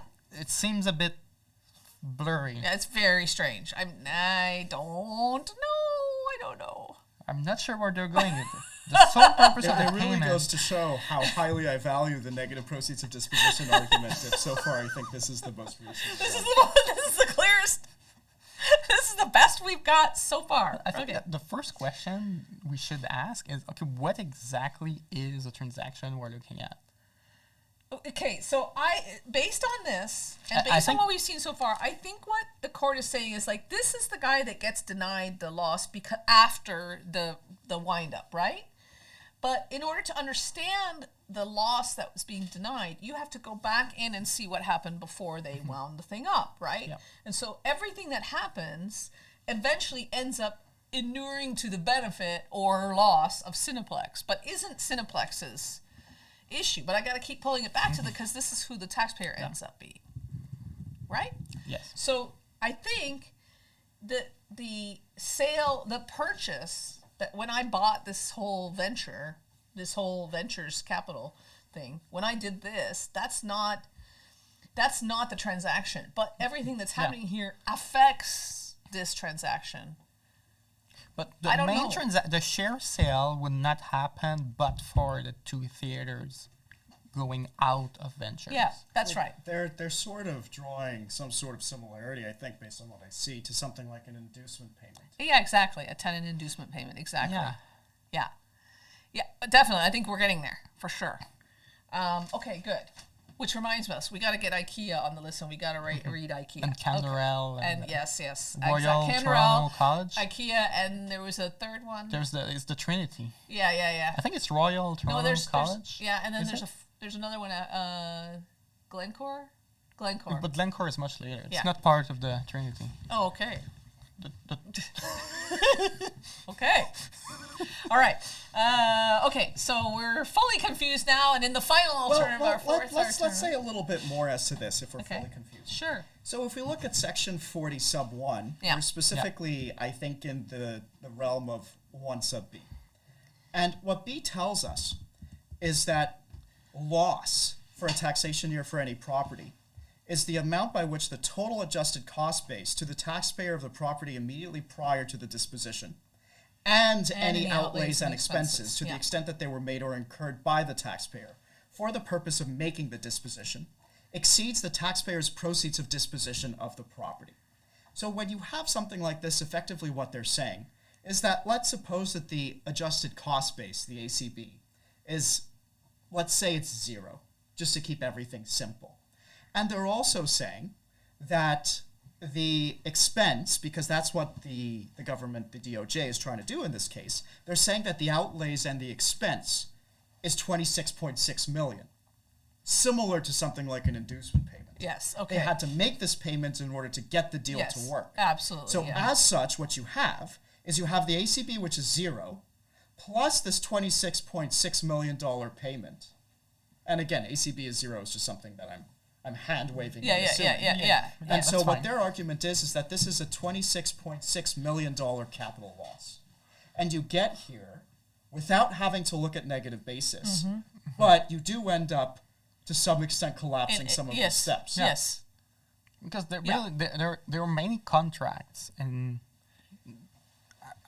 I know it's linked because the fact says it's linked, but really you have the contract of getting the 2 discontinued theaters outside and selling the rest to Cineplex. Yeah. So I kind of don't see how you can put these together because they are 2 different parties. You have the sale to AMC and J, and you have the sale to Cineplex. And it's true that the sale to Cineplex would not happen but for the sale to AMC and J. But you really have 2 different outcomes because you could have done the sale to AMC and J and finally Cineplex says, no, finally I will not go Yeah, that's forward. true. It would have been Absolutely. possible. Yeah. And you would still have this contract on the side where the 2 discontinued theaters were pulled out. Yeah. Okay. Well, I mean, at least we know where we're going. We sure do. So speaking of, in the final alternative, Final alternative. Here we go. if the court finds that the payment made to AMC and J was a current expense, the payment was not made for the purpose of gaining or producing income. Therefore, it should be denied under Section 18(1)(a) of the Act. Okay, not a section, but a paragraph. Please, it's a paragraph. It is a paragraph. It is a paragraph. So, if it's a current expense, no, this is interesting. This is an interesting and difficult argument. I assume this argument goes nowhere, but this is the government saying, if it's a current expense, if it's not a capital outlay at all, then you did not incur it for purpose of gaining or producing income, which would be true. That's actually true, right? Because I incurred, well, it depends on how fungible your money is. Because you I made the incurred it. payment to make sure you would not lose more. I know. So is saving, is protecting the capital. Is saving money making money? Right. Now, do you remember Swirsky, Mrs. Swirsky? The interest case, the interest deductibility case? Because Mrs. Swirsky testifies that she had no idea what was going on in this case. But her husband, blah, blah, blah, trying to, she says, I did it because we were preserving the family business. We were, keeping the family business together. And so, I did all these things. So there is some precedent in there that actually that's why you don't get to deduct your interest, because your motivation was not business. And everybody was surprised when Swirsky lost because of that. Because of what do you mean? But so preserving your other capital to make money, I don't know. So there's something here. Well, it's also to some extent related to Paletta, right? Because Paletta was also denied on similar grounds. Exactly right. Not engaged in a bit. You're not trying to make profit. You're trying to make capital. So this is like a weirdness of the Canadian system, where expenses have to be to gain or produce income, as opposed to the U.S. is more general, incurred in the business, incurred in the context of the business, whether good, bad, whether to produce income or not, just incurred reasonably connected to the business, right? It seems weird that if you kept losing money and you paid the 26.6 to your landlord, it will be deductible, but because you try to save money by just paying the 26.6, then it's no longer deductible. Yeah, something like that. Yeah, exactly. Right. Okay, I'm just stepping away for a minute because I got to put that other camera in the hallway because somebody else needs somebody else needs some equipment. You read, you talk, and take over the camera, and I'll be right back. So now we're starting with the analysis. So Justice McPhee says that there are 2 main contracts in issue. These are the share purchase agreement between Cineplex and AMC dated June 20th, and the asset transfer agreement dated July 6, 2012 between Ventures and AMC NJ. Okay, and so this far is I the agree. asset transfer agreement. I think there are 2 contracts that we are looking at. And I don't think we can mix the 2. Well, we'll see. Maybe we can. We will see. So the key provisions from these contracts are as follows. From the share purchase agreement, Section 1.1 sub H says that the company will transfer the Kennedy and Interchange assets to the extent such theaters are still in operation at the time. The assigned contracts and a cash amount equal to the estimated net costs of terminating the assigned contracts and ceasing operations in respect of the Kennedy and Interchange assets, including termination of the leases in respect of the same, and all HST eligible in connection with the foregoing transfers to AMC Theaters of New Jersey, Inc., which shall be registered for HST purposes, in consideration for the assumption of the liabilities in respect of the Kennedy and interchange assets and the assigned contracts. Okay. I have a lot to do. Like, why would I agree to take your liability if I have to do? I even have to tax purposes. That has a cost. Because this is a corporate group and they all wanted to facilitate the deal. Yeah, that's why. it. That's the only explanation. But does the transfer pricing make sense? No, probably not. If I was That's- going to take yeah. issue, this would be where I would take I issue. would question the transfer price. Yeah, I'd for be sure. like, wait a minute. New Jersey did not get enough money. I'm sorry, Yeah. we just did not get enough money. We're doing stuff for nothing. Well, Canada will not, of course, because that would mean more money to New Jersey. Yeah. But that would also mean like a higher loss. Yeah. Yeah. Yes. So you need the U.S. to reassess the transfer the price. U.S. has to be like, hey, not enough Because I mean, income here. We're too much loss here. imagine if a third party, why would you accept to just get the liability amount? It's like a question of I'm giving you a used can of pop for Yeah. 10 cents. Right. Knowing that you can go to the grocery, get your 10 cents back. Right. But who would take the can Yeah. knowing that you have to work to go to the I grocery, know. I get your got to 10 expend cents back? energy. Exactly. Yeah. That's my point. That is exactly my point. This whole time, this has been my point. As New Jersey, as the representative of the New Jersey branch of our multinational here, I'm not happy. I'm getting the short end of the stick. I'm doing stuff that I'm not getting paid for. I don't remember who I am in this story. You are, I think, Am I Cineplex? Cineplex. I'm yeah. Cineplex, Yeah. okay. Well, that's why you haven't had so much to say, Yeah. because you're just Bec- inheriting because, this you mess know, later. I like theaters, but not huge ones. Yes. They're losing money. And you definitely don't want any Kennedy or interchange assets. Okay. All right. So from the asset transfer agreement, we Okay. have that the assumed liabilities means all of the liabilities and obligations of the transferor related to the theaters and the transferred assets, other than income taxes payable in connection therewith for the period prior to the transfer of the transferred assets hereunder, Okay. including without limitation, all of the liabilities and obligations of the transferor, all liabilities and obligations of the transferor under the assigned contracts. The Romanet 1 was specifically for the leases. Yeah. Romanet 3, all liabilities and obligations for accounts payable or other amounts Okay. owing by the transferor So to we any still have to owe some hot dog vendor some money. right Yeah. to any other person relating to the theaters or the transferred assets. And Romanet 4, all liabilities and obligations of the transferor in respect of the employees of the theaters, including all liabilities for wages or other compensation, vacation pay, severance entitlements, and any benefits plans. Okay, good. So far, so Okay. good. So then we have the transfer of the transferred assets. Okay. Subject to the terms of this agreement, the transferor agrees to sell, transfer, assign, and convey to the transferee, and the transferee agrees to acquire from the transferor on the date thereof all of the rights, title, and interest of the transferor in and to the business carried on by, and all assets and property of the transferor compromising No, I think Compromising. Oh, Compromising that's a solely. mistake. compromising. No, it's compromising solely relating to Yeah. comprising. What? What?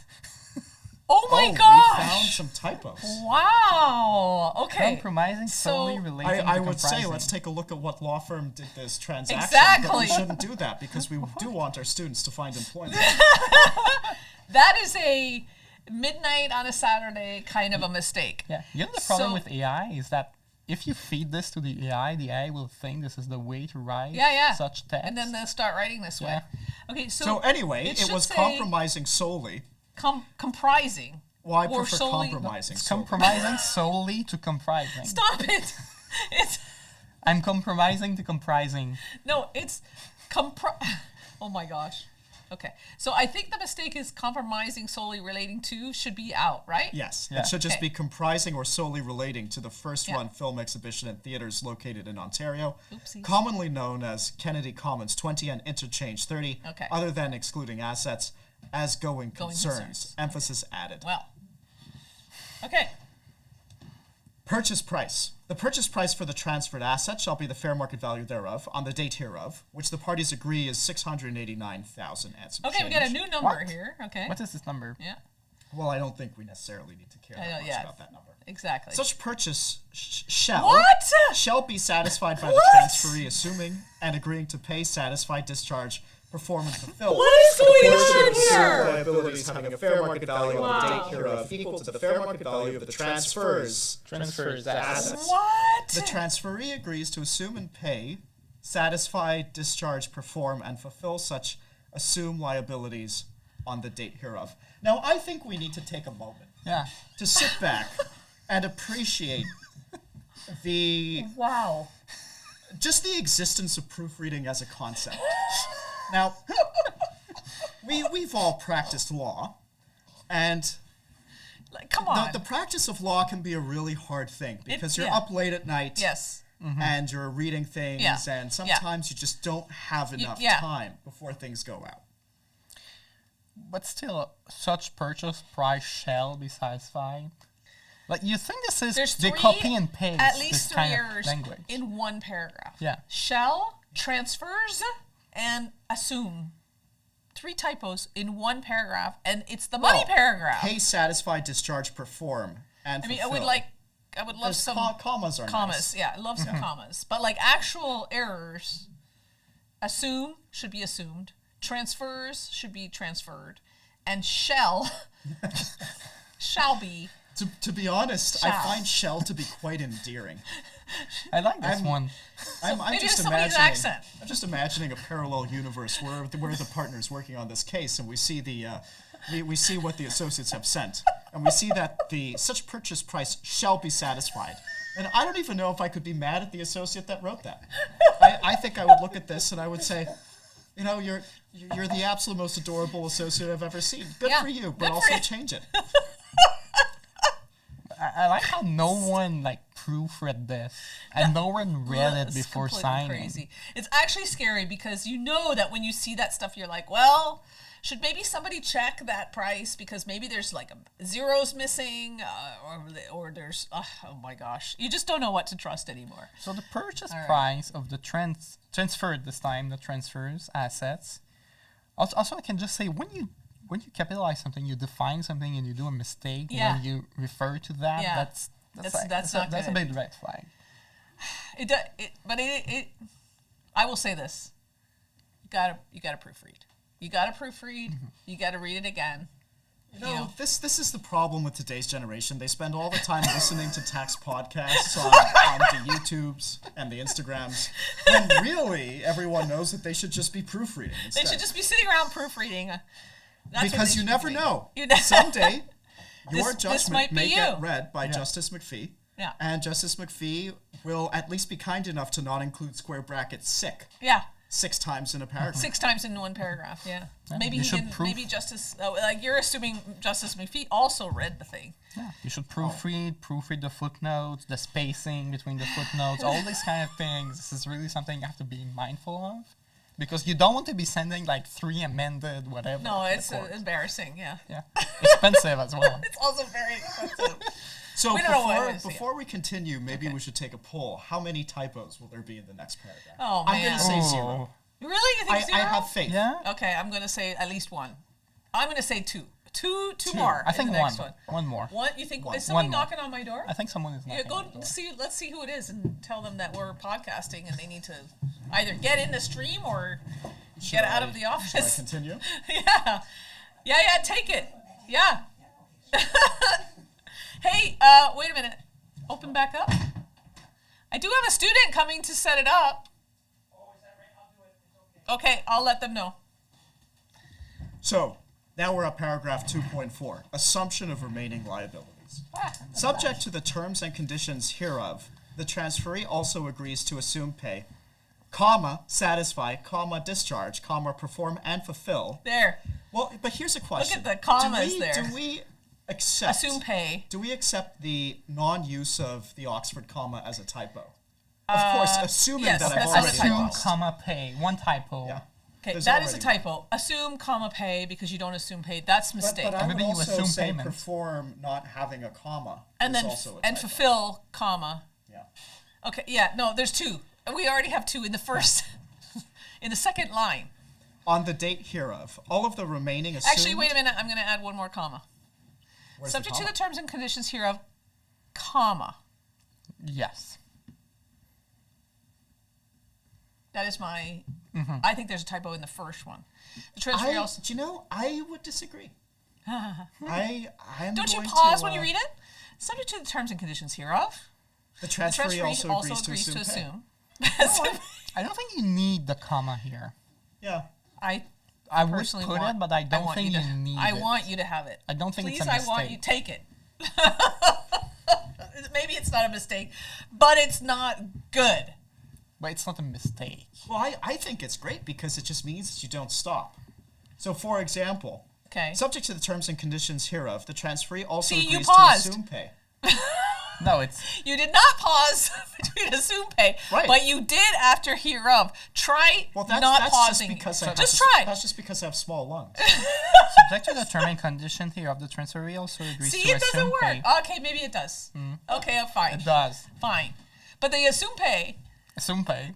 is there's a Assume pay is not okay. But I'm not assuming and paying. I'm assume paying. assume paying. I assume pay. Yes. I assume Huh. paying. Do you assume pay? I assume. I've always assumed pay. I always assume pay. Yeah.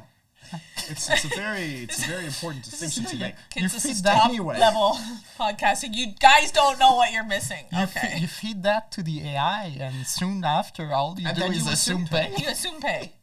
Everybody's going to be Well, assume yeah, pay. but it's really hard to know how many commas are actually optimal given how the prior paragraph had none. That's true. But you would think that even one is an improvement. Anyway, Okay. to assume pay on the date hereof, all of the remaining assumed liabilities, which Okay. it has not otherwise agreed to assume Okay. Assume or under assume pay. section 2.3. That's a little bit curious in terms of just okay. contract structuring, right? Yeah. Yeah. All But- of the assumed liabilities which were not otherwise agreed to assume under section 2.3. Yeah, but is it agreed to assume or agreed to assume pay? Okay. Now I'm actually not sure what it means. Okay.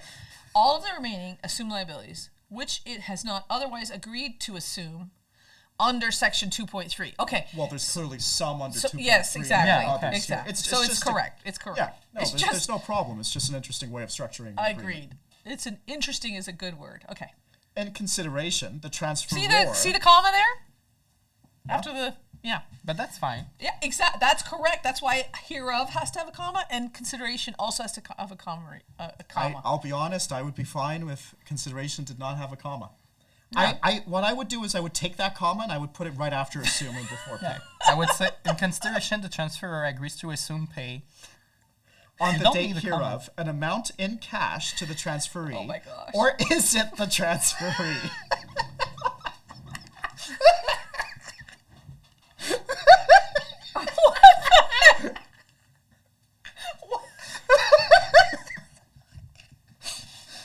Okay, I don't think we've encountered this many.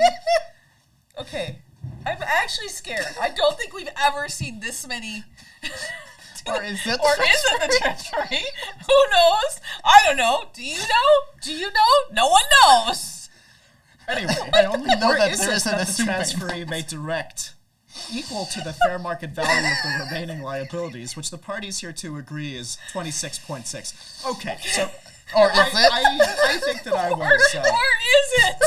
I think that I was fairly charitable, but if I was an associate and I produced things, I think I would have actually gotten yelled at. Yeah, If I yeah. was the partner and I signed off on this, I think the client should fire me. Yeah, Yeah. I have a hard time understanding all of these errors, but especially the is it transfer? Is it Or 26 is it? million or is it 26 We said at the million? beginning of this podcast Oh that my. really this is just going to be the philosophy hour. Yeah, it's And oh here my we gosh! are. Wow, To transferee or not to transferee? that is the question. Is it the question? Is it? Is it?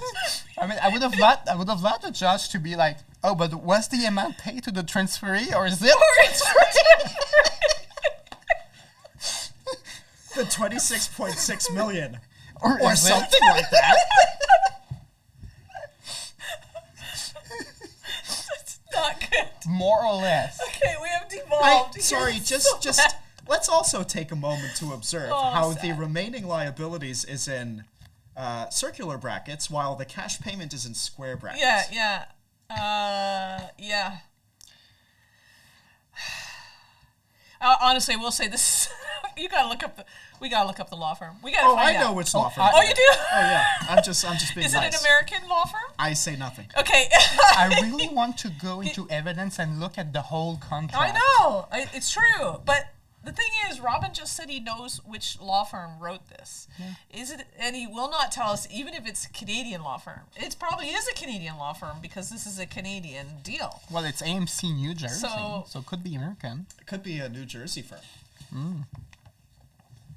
Well, as the representative of New Jersey, I've struggled to find the name of a firm it could be. Or is it? To the Okay. transferee, or is it? Or is it the transfer? You know, this reminds me of a wonderful thing that I read once to someone that had not proofread what they had written and had a good sense of humor about it. And it basically went like this, which is it X or is it Y? The answer is yes. No, stop. And the difference was that It you know, is you X read or it you is chuckle, Y and not anything else. and you correct it. Yeah. Yeah. Yeah. Um, But in a contract? But I could imagine, like, when you were drafting it, you wrote transferee and you're like, is it a transferee? And you just never... You're like proof. checking. You're like, is this it? correct? What You're I- like asking the senior. What I actually think is that this is probably a draft and not the final contract, and for some reason this is what was entered into evidence. Wow, that's That would be my guess. wow. Because I can really see, like, or is it transferee? Like, question mark, like, is this the correct term?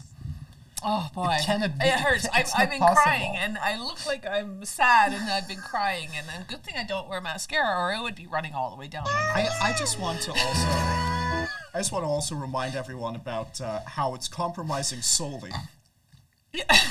It's compromising solely relating to comprising. Or solely relating. I really thought when I read that at first that I just misread. I really did. Okay. I will say this. This is actually why when you write something, you should try to read it out loud. Because it's in the reading out loud that you're going to catch every error. And this is like a lost art. Because we don't know who has time for this. Who has time to sit around and read cases for 6 hours? But also, if you're not a lawyer... You said it was a short case, You know, and we would get it done. there's just so much that you have to do. You have to make breakfast in the morning. You have to assume pay your rent. There's so much. I mean, and you have to assume pay to the transferee, or is it the transferee? You guys gotta stop making me cry. It's making me like. But also, I can imagine Over someone on camera. not being a lawyer reading this, thinking this is some Thinking legalese. lawyers get overpaid Like, okay, for it's what they do. compromising solely relating to comprising. Like, okay. Yeah, actually, Yeah. you can imagine like a new law know- student be like, well, like a new associate, like, well, that's in the boilerplate. I guess I better just put it in the next one too. You're in an affidavit, you're like, I verily believe that, Yes, blah, blah, I blah. verily, yes. It is actually how, surprisingly, a lot of errors used to get passed down from one partnership agreement to the, one contract to the next, because you're using firm boilerplate. And the person that's reading, I don't know what it is, and I'm scared to change anything. It's so It's like sacred. Like, compromising what am I gonna solely do? relating Exactly. to comprising. Well, I mean, there's- maybe that's the way of saying comprising. Yeah. Rather famously, there was one law firm that set up a lot of types of something, let's say, to keep the anonymity. And there was actually a mistake in that agreement. Yeah. And it just you could see it. you had a year's worth of precedent Yeah. in terms of that agreement that just had that mistake. Had that same mistake. And to be clear, it took a while for someone to catch on. It's not entirely their fault. Yeah. There's also counterparties, Yeah. all sorts of things. This is part of the practice. Yeah, This is part of the fun. practice. We don't really exactly. As much as we may joke about whether the transferee Or is is it? really the transferee, this is part of what makes the job fun. Okay, so wow, I don't know what we just learned here, but So Well, now no. we're going to roll about to Let's- learn. Yeah. Wow, now we're So- going to roll about.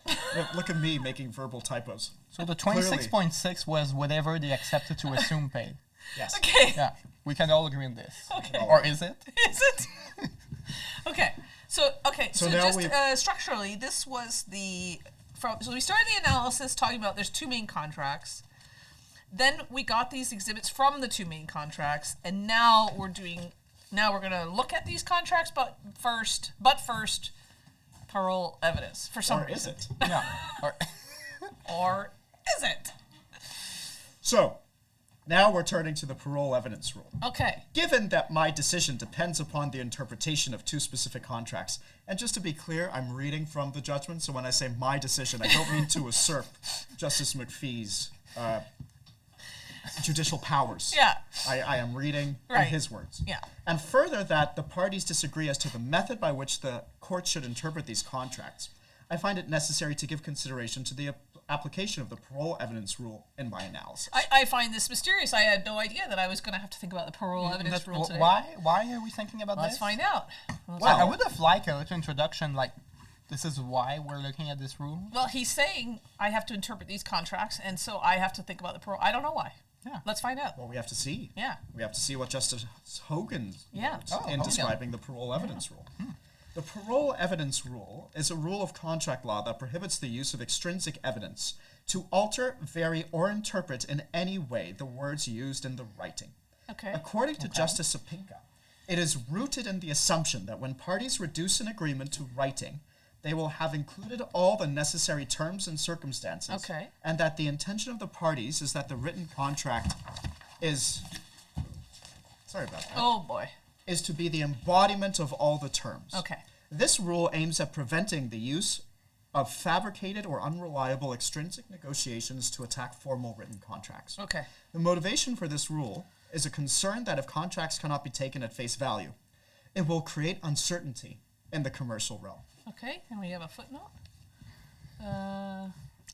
And the footnote is To a a couple bunch of case, to a citations. case and a And Law of Contract in Canada. United Okay, Brotherhood so of Carpenters and Joiners of America. If you asked me before today, or this morning, what's the parole evidence rule, I'd be like, I don't remember, and I have to look it up. But if you ask me, what can I use to interpret a contract? Can I use, well, I know the contract says A, but separately we said it really meant B. I'd be like, no, you can't. You got to use the contract. So in other words, all of the terms compromising a contract are those which are found within the contract itself.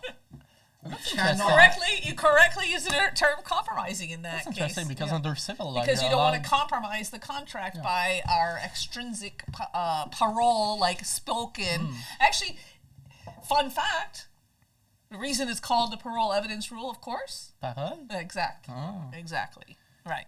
So, But that's welcome to interesting because- transsystemic law. I mean, I think it's different under civil law because first of all, I can do simulation under civil law. Like we can have a written contract and another contract on the side. The verbal contract will override the written contract. Well, if we agree. To the extent we agree. Exactly. That's the difference. If we both agree that the verbal contract came later and refines the written contract, there are some limitations. Okay. But generally speaking, if we both agree, but as soon as we don't agree, then it has to be the written one because we cannot use your word or your word to change our written contract. I think under civil law you can use. Well, you have a civil code there. They call it commencement de preuve. Okay. To contradict a written contract. Like we said it's going to be X, but really we are doing Y, and I have evidence that Okay. we are doing Y consistently. Then I can show that we are yes. doing Y. Right. Yeah. So objective evidence of the written. like the conduct of the verbal- parties. Yeah, exactly. So but the parole evidence is the words of the parties alone can't alter the contract.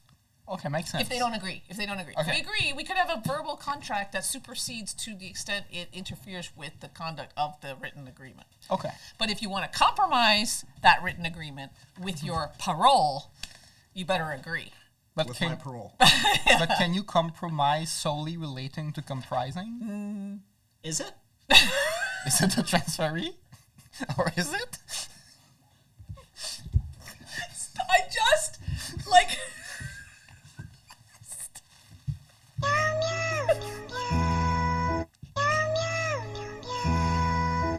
It hurts. Okay. You know when they say that academics... Okay. I'm just going to end that sentence right there, actually. There's no reason to go further. What I will say is that every time we see each other, we're going to be like, is it? From now on. There is something about reading cases. Okay. In Henco, Justice Miller made Wait, the I'm following... lost. Where are okay. Paragraph 38. Okay, thank you. In Henco, Justice Miller made the following observation in obiter, with which I agree. Okay. I have some reservations about the universal application of the parole evidence rule in this court, where the objective of contract interpretation is to determine a taxpayer's liability for tax. To make that determination, this court often has to resolve the capital versus income dilemma. It is the very nature of the deal at issue, presumably represented by the words of the contract, but often those words are inexact, and indeed, the parties may have chosen them mistakenly, inappropriately, poorly, at times even misleadingly, and often without due thought to the tax implications. Which is an example that we see in this contract. Okay, A, Oxford comma, missing. Yes, but you know But what? I it's actually okay. find this to be a very beautifully written paragraph. Agreed. So Justice it's not a Miller. mistake. That we just resolved our debate. Like if you don't see, if you think you're expecting an Oxford comma, you don't get what is a mistake. No, it's a style choice. It's a style choice. Sometimes, Yeah. for the beauty of written language, Yes. we make some sacrifices. Yes. Sometimes we're okay with compromising the validity of grammar. But Is it? the problem in French, you don't usually do the Oxford comma. Yeah, but I know, what but if you it's do like true. blah, blah, blah, and blah, Yeah. and blah? But the Yeah, when Like, you kinda because need it it. tells you that the first block are all this and then and those, these and that. it's like, it's this, Yeah. this, and this, Yeah. and this. Yeah, there's some complexity there. Okay, so so what did Miller say here? He said sometimes we need the parole evidence, or sometimes we need the Sometimes the words verbal- are inexact, or the contract Contract is poorly written, with a lot of mistakes. and so Or is it? or is it? And so then we're going to allow the verbal evidence. And Yes. what is 10 is just the site. Yeah. Okay. I am bound by the parole evidence rule in my analysis. Are you though? I think I am. I think you are. Actually. Yes. Don't compromise my integrity. Yeah. Never. You can comprise it. or relate it. My interpretation of the contracts in issue must focus on the words of the contract. Yet the Supreme Court of Canada has recognized that the surrounding circumstances concerning the entering of the contract may add clarity and assistance in interpreting the intentions of the parties. While the surrounding circumstances will be considered in interpreting the terms of a contract, they must never be allowed to overwhelm the words of that agreement. Okay. The goal of examining such evidence is to deepen a decision maker's understanding of the mutual and objective intention of the parties, as expressed in the words of the contract. The interpretation of a written contractual provision must always be grounded in the text and read in light of the entire contract. While the surrounding circumstances are relied upon in the interpretive process, courts cannot use them to deviate from the text, such that the court effectively creates a new agreement. Sounds a lot like the text context purpose yeah. modern interpretation rule, right? Same idea. Okay. Absolutely. So as set out above, the application of the parole evidence rule is not absolute. Courts often must decide whether specific extrinsic evidence is admissible in interpreting a contract. Contract ambiguities that the court must wrestle with may arise from either latent or patent defects in the contract. Now we get a good footnote. So the footnote reads, Justice Hogan in Anand, at paragraph 31, provided the following analysis of latent and patent defects.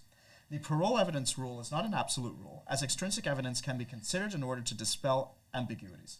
Ambiguities may be patent or latent. Hey, I wanted to say it differently, since it's a sort patent and latent. Yeah, it's That's interesting. We never see them Well, used in the same Why context, is the right? footnote? Oh, by the way, it can be latent or patent, and now it's patent and latent. They Are keep, you like- patent or are you latent? But this judge Well, this keeps is a switching quote. words. Yeah. I know, but you yeah. expect you like to write it in the Right. same order. So he says, Justice Hogan provided the following analysis of latent and patent. Is it patent? Patent? It's patent. Patent? Patent? But patent is like a noun It's sometimes. patent. Yeah. Latin ou patent? Oh, I'm so confused. Okay, anyway. A patent, I think it's patent. It is Is patent. it? Yes. Now I'm not It's sure. patent? English is my first language. Is it? Or is it? Or is it? But this is so weird. Like you have the same word, patent, latent, patent. I feel like they should rhyme, and the only way to read them is the way that you did. Patent or latent? Well, alternatively, we could also say patent or latent. So a patent ambiguity refers to ambiguity that occurs within the contract itself, specifically when a provision or the wording chosen in the contract are capable of having more than one reasonable interpretation. Latent ambiguity, on the other hand, arises where the ambiguity is not apparent within the contract itself, but becomes apparent when the surrounding circumstances or factual matrix are considered. Oh gosh, okay. Footnotes omitted. Thank you for omitting the footnotes. How do you what did we learn How do you here? do not omit footnotes in a footnote? Okay, Can you I have create no idea. footnotes? Especially when the citation. Anyway, okay. So what is it? A patent. Patent refers or to latent? in the contract. Latent, Latent? where it's not apparent in the contract, but becomes apparent when When you apply it? Yes. applied. Yeah. When the facts so Yeah. reveal. Yeah. I understand. I understand the idea. Like patent to me means obvious, and latent means hidden. That right? Yeah, that seems right, yeah. Okay.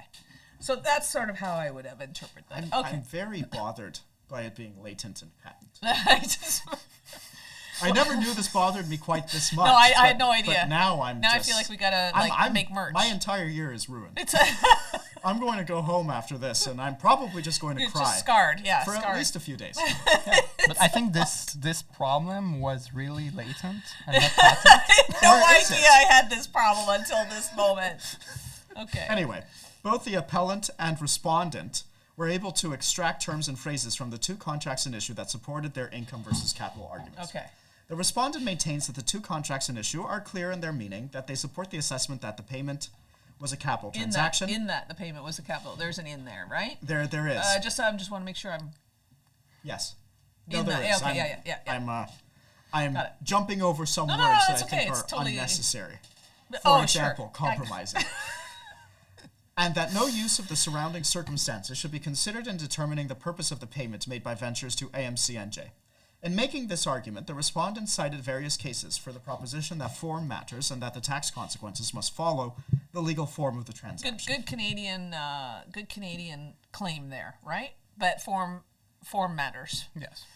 That's very Canadian. It's not very American, but it is very Canadian. Okay. Well, to some extent it is also American. Of course, you have far You're- more substance over forms. Yeah.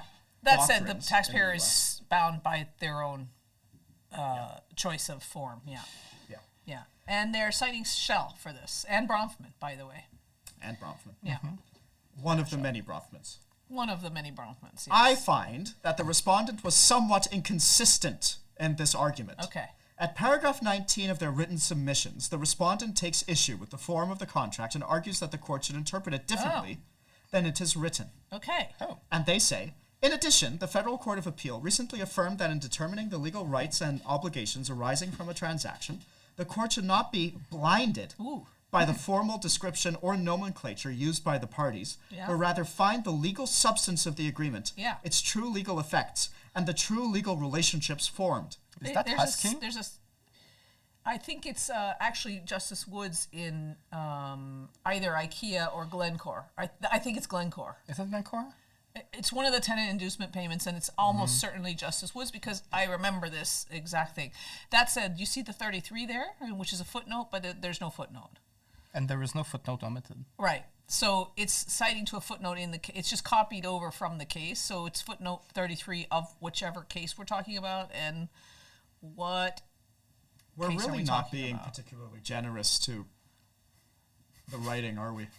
No, but that's sort of our job, is to be pedantic about things. But actually, no, because it's the legal method to be able to recreate somebody's argument. And like, if you're going to tell me something is here, and then you're going to use this, what if it's AI and you just made it up, right? Like if you were the litigant and you said, oh, it's footnote 33, but I'm not going to give you the site or tell you what case it is or give you the actual footnote, I'm going to be, as a judge, I'm going to be like, what are you doing? You know, you got to give me the whole thing, right? So, so there's no We don't cite know to the federal. what We don't case know it is. which federal court of case this is, unless But just to- checking. to Well, be this is fair- the argument from To be DOJ, fair, I right? think the respondent Yeah. obviously had the footnote and the proper case cited. It's For just sure. that we are omitting the footnote without That's it. explicitly So if- saying we are. Exactly. So if we had the respondents' written submissions, without a doubt, there's in that footnote the name of the federal court of appeal. It says recently. I'm just guessing. We'll look it up later, but I'm guessing it's either IKEA or it's. I don't remember if it's Glencore, if that's the name of it, but that other tenant inducement. Glencore. Is it Glencore. Glencore? Yeah, it is Glencore. I think it's Glencore. I think this is Justice Woods.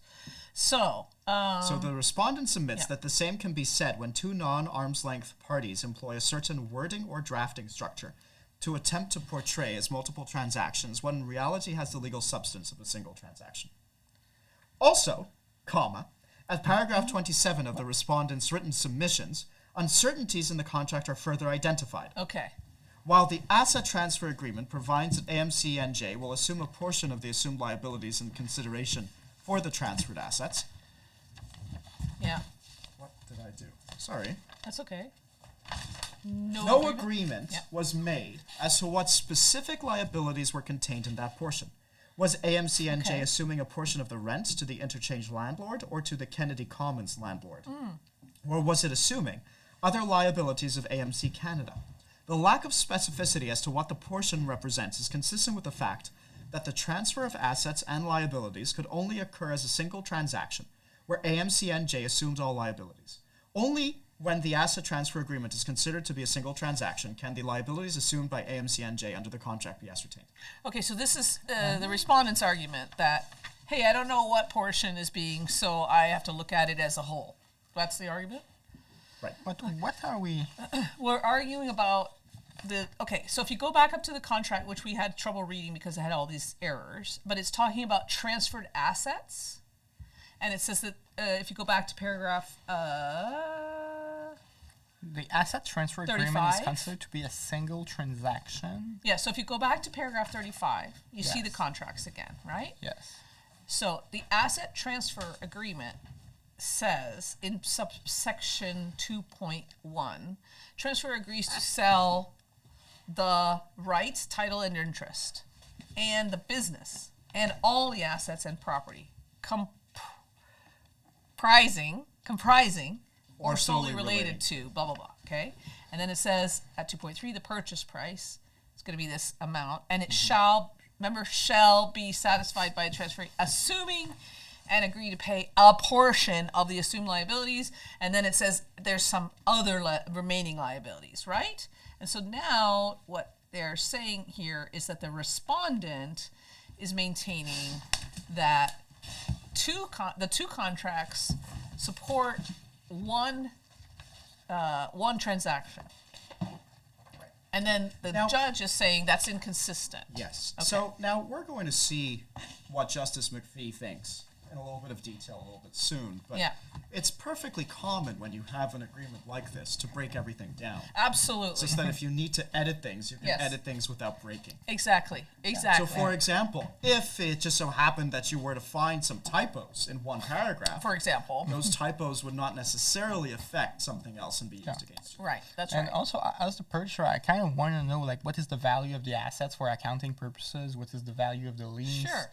I mean, Yeah, I am there breaking is it the- down. Yeah. I have to break it down Yeah. because this is a publicly traded company, I guess. Yeah. Well, AMC was going private at the time. Yeah. But still, there are shareholders that are interested in what exactly did you purchase. Yeah. Yeah. Exactly. Okay. So, so now we say. So we've just pointed out what the respondent's argument is. And now we And go now to we what get- Justice yeah. McPhee is going to say. Now, what in do you think, response. Justice McPhee? Well, Justice McPhee thinks that the respondent requests that I find the asset transfer agreement be interpreted as containing a single transaction, despite the wording of the agreement, see clauses 2.3 and 2.4, which describe both a purchase price and a payment for remaining liabilities as components of the agreement. Pursuant to their interpretation, the payment by ventures should be viewed as a component part of the proceeds of disposition for ventures. For reasons set out below, I do not accept this interpretation, but I do find that surrounding circumstances should be considered in interpreting the asset transfer agreement. Okay. Further complicating matters is that the asset transfer agreement described the discontinued theaters as going concerns. This seems to support the respondent's position that two active theaters were sold to AMC-NJ, a capital transaction, presumably creating a continuing source of income for AMC-NJ. In my analysis of the contracts and the surrounding circumstances, I find that the phrase going concern must be interpreted with the aid of the surrounding Okay, circumstances. so we are going to use extrinsic evidence here. Is it going concerns or going concern? Going Because in concern. 2 paragraphs, we have a different spelling. Really? It should always be singular, I believe. Well, if you have 2 theaters, each of which is a going Is concern. a going concern? Are It's there 2 going concerns. concerns? It's plural in the contract, but maybe we don't have to. Yeah, okay, fine, sure. The discontinued theaters were still in operation when transferred by Ventures, but upon transfer to AMC-NJ, they were intended to be closed as soon as possible. In the most cost-efficient manner, nothing more. Furthermore, contrary to the respondent's position, I find that the asset transfer agreement deals with 2 specific transactions. First, the purchase price for the transferred assets was agreed to be Okay. approximately $700,000. Secondly, Ventures agreed to pay an amount in cash to the AMC-NJ equal to the fair market value of the remaining liabilities amounting to $26.6 million. The wording of the asset transfer agreement in the definition section 1.1 has defined assumed liabilities in a manner that supports the appellant's argument that the payment made by Ventures was to compensate AMC-NJ for the future expenses of the discontinued theaters. Yeah, for sure, yeah. In this instance, the surrounding circumstances called into evidence by the appellant assists in interpreting the terms of both contracts in issue, helping to determine whether the payment was a business expense for Ventures or in the alternative was made on capital account. Okay, The $26.6 million was a calculated figure by AMC prior to the asset transfer agreement, pertaining to the combined business expense obligations of the discontinued theaters. During the testimony of John Rayner, he describes an internal accounting report prepared by AMC calculating the projected cost to get out of the leases for the discontinued theaters.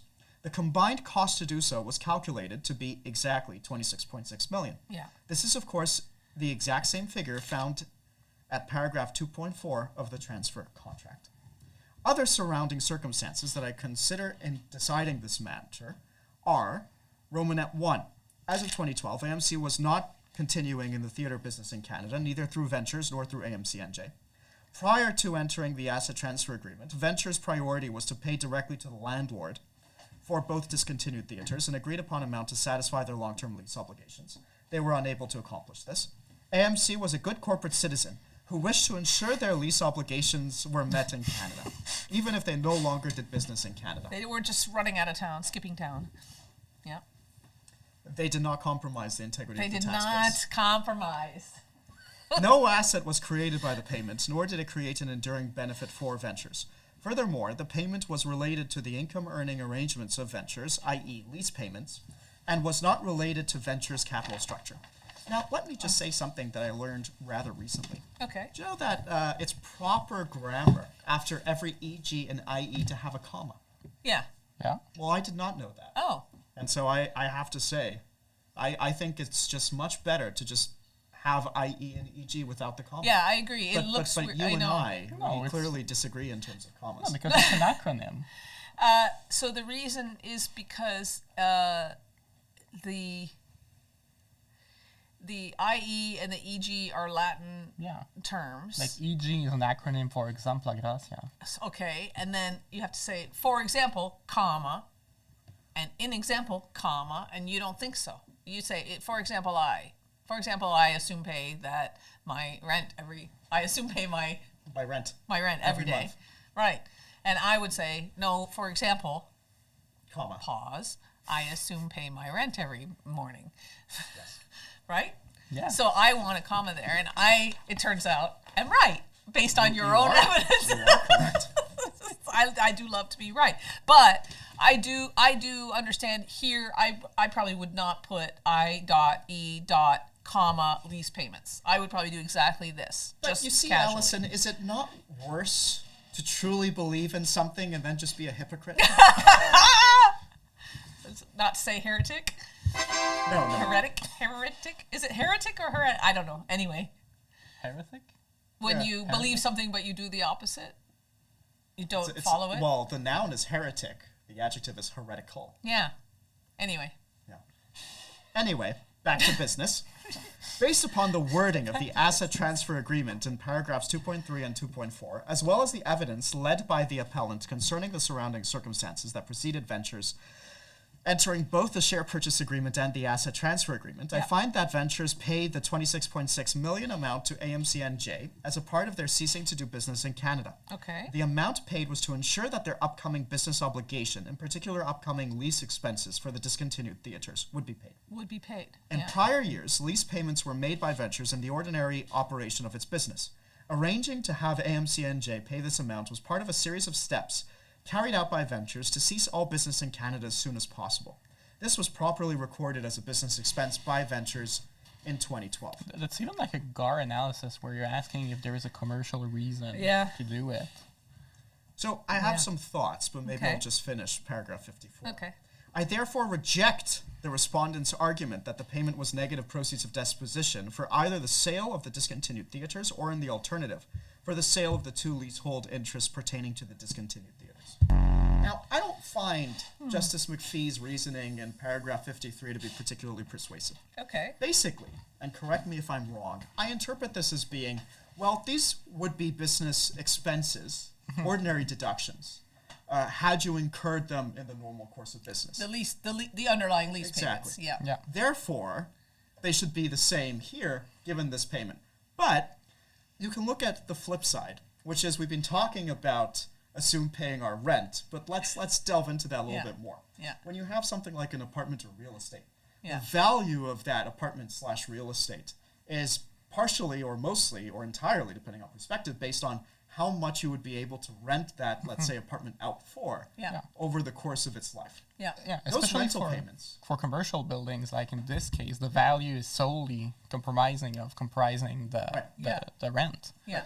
And so if the rent is going to be an ordinary income inclusion, but if you dispose of that apartment, it's a capital gain or loss, then this to me is the analog of that. Yeah, I would have to 100% agree with that. That is, I think sometimes the source doctrine in Canada gets people twisted up in knots because, you know, he's doing a tracing exercise. He's saying... But the problem is, I can no longer pay this rent as being a business deduction because I'm no longer doing business. You don't... It's like a reminder of whatever I had in terms of liabilities. So I think one way that you can think about this was evidently, I was about to make another typo, was how Justice McPhee, I think, through paragraph 53, seems to have thought of this, is effectively a prepaid business expense. And if it's a prepaid business expense, then doesn't it make sense to be a business expense?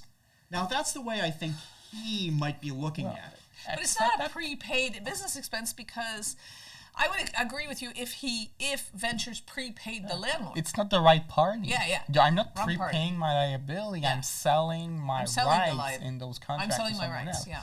And not only am I not prepaying my liability, but AMC and J for one of the theater, they have to still run it until 2014. Okay, so I agree. I don't understand. I mean, I do understand the argument that's being made, but I don't agree with this argument. But I'm really selling part of the business, just- as I you sold 2 can't- theaters to Empire. I just think it's a mistake to start tracing.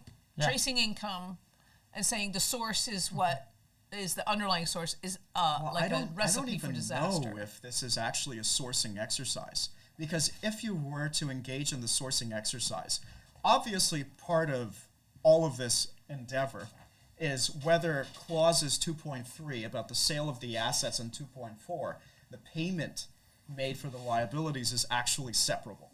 Yeah. That's part That's of it. the question, We should talk about that after. Yeah. But again, this to me seems like really something that is effectively an inducement payment, not with respect to the stock sale, but with respect to the asset sale. Yeah. You would not buy from me this asset for $650,000 because it's an incredibly toxic asset. It's like saying, oh, great, here's my land, it's worth $10,000, but there's a chemical spill. Yeah.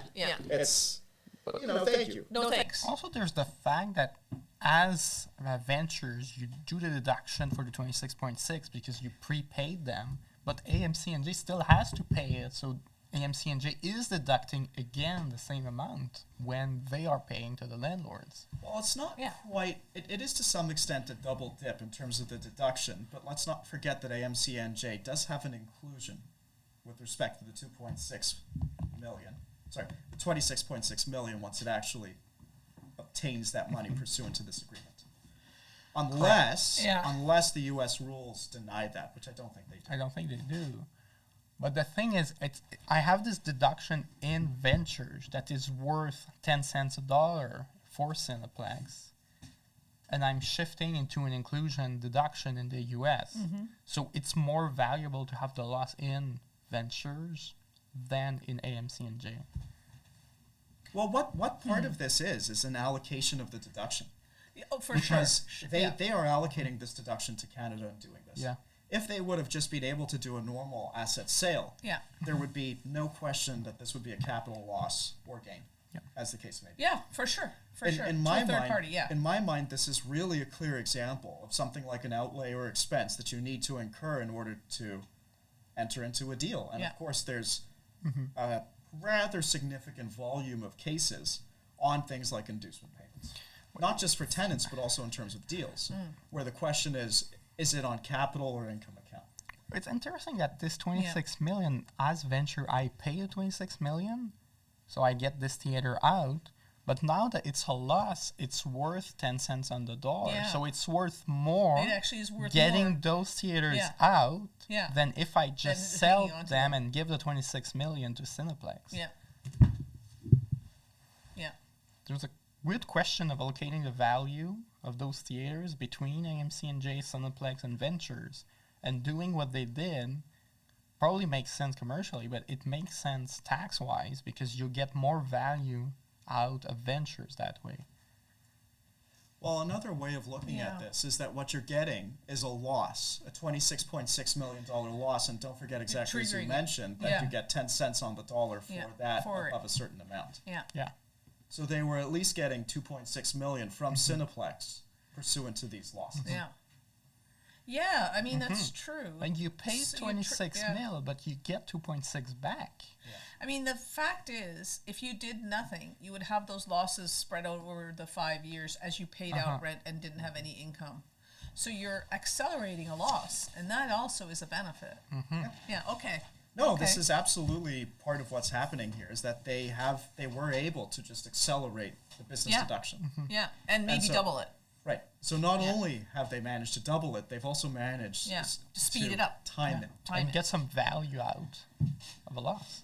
And and exactly, and they they can can directly translate this not just to a tax benefit, but to an actual financial benefit. Yeah, yeah. Because Cineplex is willing, assuming that this is above the threshold, to pay $2.66 million. for Yeah. this.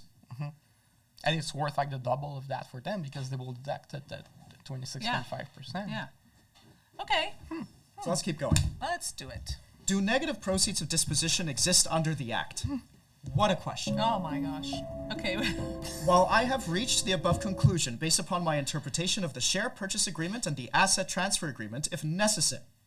Oh, sorry about that. That's okay. If necessary, I would also find that negative proceeds of Do not disposition exist. do not exist They under do the not. Act. So the answer to our question is: do negative? Can I get negative proceeds of disposition? The answer is So let's So let's sad. also maybe just emphasize for the audience what exactly is a proceed of disposition. yeah. That's a good point because it's a very Canadian, little Canadian terminology here. So I have a card for this. What did I do with my little cards? But what if I pay you to get rid of my assets? What Yeah. is the contract? See, let's say I have a bunch of junk in my house. Okay. And I'm paying you to get rid of my junk. Am I not having a negative proceeds of disposition of my junk? That doesn't exist because there's only two things that you can have in Canada. You can only have gains or losses. That's the two things you can have. You can't have a negative gain. That's called a loss. And you can't have a positive loss. That's called a gain. So, anyway. So if But it's let's negative, take it's a zero. step back. Let's take a step back. So the way that we calculate, broadly speaking, capital gains and losses is that we take the proceeds of disposition and then we subtract the adjusted cost base and any expenses or outlays associated with the sale. So for example, if you sell stock through your online broker and they charge, let's say, a $10 commission, Yes. that's an expense or commissions, outlay, Yes. right? So the proceeds of disposition are also a defined term, and they're defined under Section 54. And it's a list, which is non-exclusive. Right. So as you see the definition, I have it here in front of me, it says proceeds of disposition includes the sale price of property, compensation for property unlawfully taken, compensation for property destroyed, compensation for a whole bunch of things, an amount by which the liability of a taxpayer to a mortgagee or a hypothecary creditor is reduced as a result of the sale of such property, any amount included in computing a taxpayer's proceeds of disposition of the property because of a particular section, and certain other rules relating to dividends. Yeah. So what's interesting here is that we're talking about whether a proceed of disposition can be negative when it's pretty clear that basically the definition under Section 54 only includes positive items. Yeah. So you cannot, for example, get the sale price of a property that has been sold to be negative. You would be in a really weird situation, right? Because why would you sell something that you would have to pay? Because It's you want just to not get rid of something it. that happens. Yeah, because you It's wanna like get rid of the oil futures. You know those people trading oil futures? Yeah. But you have to get possession of the oil sometimes. And if you just sit on your future and it expires, at some point you have to go to the port and get the oil in tanker.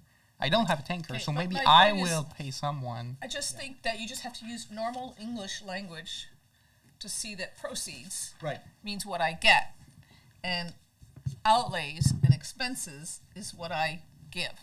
So you're just putting it in the wrong place. Instead of putting it here, you just got to put it here. If I pay you to take something, that's here. And my proceed is just zero? No, it's what you give me, which is including the assumption of liabilities. That's what I was trying to say before. I'm saying it again now, but one of these days, one of So my joints I is think going to the be oil effective. futures point is actually very interesting because Okay. that is right. So let's say that right now, Raphael is going and he's finding a bunch of oil futures that he really wants to buy because of geopolitics. Okay. Of course, nothing in particular is happening in the No. world as we say this. Nothing apropos of this, right? Nothing at all. Right. And sometimes you would actually end up paying someone to take it, but it has to be a very specific type of futures contract. In actuality, I don't know if this would ever go negative, just because It the has to amount be, of oil. yeah, exactly. It has to be here, though. It would just mean that you got no proceeds and you have expenses Right. that exceed your An outlay, proceeds, yes. which this can end up in a negative, though.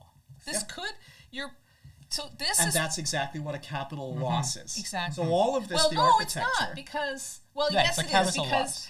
because your ACB is a function of Exactly. this. Exactly. So this thing that is the product of this calculation is, if it's on the plus, it's called a gain, and if it's on the negative, it's called a loss.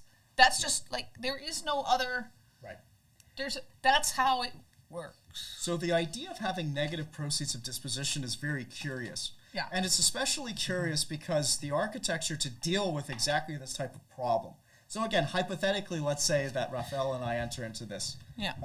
into this commodities oil agreement, futures. Yeah. and it's on a very tiny bit of oil, Yeah. very tiny bit of oil. A barrel. Yeah, and price By one collapses. barrel in the future. Price yes. collapses based on the hugest and most tremendous of deals to ever have dealed. And as a result of this, the value of this contract is now negative to Raphael. Yeah. So he would actually be willing to pay me in this case. Yeah. Now again, Yeah. it's just this is a very specific edge case, Yeah. which I would guess has never actually happened. But the architecture is already in the act Yeah. to Somebody deal with wants it. you. Yeah, I think tell it us. could have happened before, where you just sit on the barrel and you do nothing. At some point, it expires because you are very unexperienced in trading commodities, and you actually have to pay someone to get the barrel. But that's probably an expense. So the proceed would be zero. ACB is whatever you paid for the future, and the Yeah, expense. yeah. Because it's the same Yeah. thing. Because if I go take possession of the barrel, it's going to cost me a bunch of money. I need to get to the port in Yeah, Texas it's or this, whatever, though. It's and here. I get the barrel and Yeah. fill the barrel and take it home. You're gonna go to the water's edge. I just think that it's a weird idea. It's a Yeah. weird idea, and why? Because when you have the mechanism is here, the only issue is whether the payment you are getting or whether the transaction you are doing is this kind of transaction or is it not? But what does it change if I do negative proceeds of disposition minus ACB or I do 0 minus ACB plus outlays? I mean, it's the same outcome at the end, isn't it? Mechanically, it's the same thing because they were arguing that there's negative gains. Yeah. And so if you have a negative It's gain, a then loss. technically you have a loss. Yeah. Right? It's Yeah. the same thing. You're just subtracting the gain instead of Yeah. adding. But that's just not the way I think the Income Tax Act I works. agree. I don't think it's the way, but also I don't know what would you accomplish if they were right? What if the respondent difference was does it right. make? Yeah, right. You still have a loss, don't you? Yeah. What's the difference? Well, the That's my difference question. is actually, I think, that you end up creating confusion as to what exactly is an expense or outlay. So I'm generally of the opinion Okay. that this is absolutely not a business expense. It's Can a- you prepay certain business expenses? Yes, you can. Yes, you And can. there's Yeah. CRA and other guidance on this. Sure. But broadly speaking, this was a payment that was made in order to dispose of Yep. the assets. Period. It is an outlay or expense It is. under Section 40 to dispose of the assets. Yeah, I agree. Because it's not only that Cineplex doesn't want to pay the rent, it doesn't want the theaters, like the physical space. It doesn't want to bother with them. I don't Yeah. want to put security in them. Right. I don't want them part of the deal. Right. So You're getting rid of them. yeah. It's called a disposition. So now capital. let's Yeah. see why exactly Okay. Justice McPhee disagreed. No, I also with find we- negative proceeds do not exist, and now we're going to get the explanation. Okay. Well, I think actually it's a little bit earlier because it relates to 2.3 and 2.4, Okay. where he's saying that the asset sale and the liabilities payment are separate. Yeah. If you come to the conclusion that the asset sale and the liabilities payment are separable, then Justice McPhee's conclusion is sort of self-flowing from that. Okay, let's just sketch that out. If you have, just going back over to my really bad drawing, the asset sale was for, what was it? They said 600,000 or something? Yeah, Yeah. 689,000. Okay, so in order to figure out whether you had gain or loss on that, you'd have to know what your cost base was in those assets, and we don't know, right? Let's assume it was down to nothing because they'd already been fully depreciated, just for the sake of argument. Right. Then on this asset sale, you would have a plus 600 of gain. And then on the assumption of liabilities transfer, what are you disposing of? Obligations and rights Yeah. under contract. Well, but you wouldn't be disposing of anything for that $26.6 million payment. But you're That- disposing of your rights in the contract. I According think to you are Glencore. yeah, you are disposing of. Isn't it don't Glencore? agree. based on, I don't know, based on if what you do is you actually consider these as separate, Yeah. then I think that this being a prepaid business expense starts to look more correct, purely as a question of formal law. Yeah, I but ju- the it's the contract wrong- still exists. Yeah, it's not prepaying the expense because we're just making somebody else pay the expense. Yes. But we don't know how AMCNJ actually And declared this for tax purposes. would you have a transfer of the party under all the contracts, meaning Ventures is no longer the party, but now AMC&J is the Yeah. party? So I think it really is disposition of the rights in the contracts. I don't know what AMC and J is going to do because, as far as I can understand, they did nothing with the theaters except pay the rent. Yeah. Right? We think they had some incidental. We weren't really sure what they were doing. They Well, have remember to, that to keep one in Garfield was operation. shown. yeah. Yeah. Don't Right. forget that. So they did do some Yeah, business. because they had to under the contract. Which means that they took their 600 that they paid, and that they have 2 theaters now, and they have to pay the rent on those theaters, so they're incurring losses. So they're in an a net operating U.S.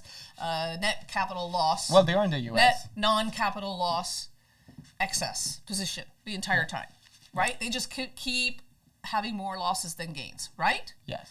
So they're going to end up with a expiring NOL in U.S.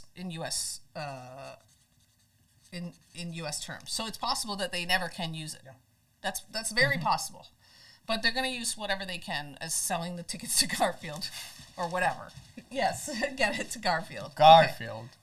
So just to be clear, there's no clarity here, but just I think So if it's two separate transactions, the first one is clear. It's the two theaters and AMC gets 600 gain, and you now have 600 of cost base in your 200 in your two theaters, and you're going to run it at a loss, and you're going to have expiring losses, and it's going to be to the tune of 26 million, because that's how much you owe in rent and so on. Okay, and AMC Ventures then is somehow in a separate, not the same transaction, is forcing you to pay those lease. In other words, what I'm trying to understand is how can I buy the theaters and not assume the lease? The only way would be as if I had to pay the lease money to AMC Ventures and then they paid off the lease. That's not what we did, right? So what I'm suggesting is that the theaters, the business of running the theaters is showing movies. The lease has to be paid by the person showing the movies, that has the business showing the movies. So either I, as New Jersey, have to pay you, Ventures, I have to pay you for the lease, and I pay you the rent and you pay the landlord, or I assume the lease myself and I pay it. How is that a separate transaction? It's only because the business is separate from the cost to pay the rent. The rental payment is part of my business. I got to pay rent. But it's the contract, the rental contract, is a separate asset/liability. Because you're transferring this asset specifically. Yeah, You're transferring the contract. Robin is the signature on the lease. Robin's got to pay the lease. I buy the theaters under the lease. On the assumption, I need the lease. So how am I getting the lease? So I got to pay you. So either I got to pay you for the lease, or I have to assume the leasehold, and then I will pay the rent, right?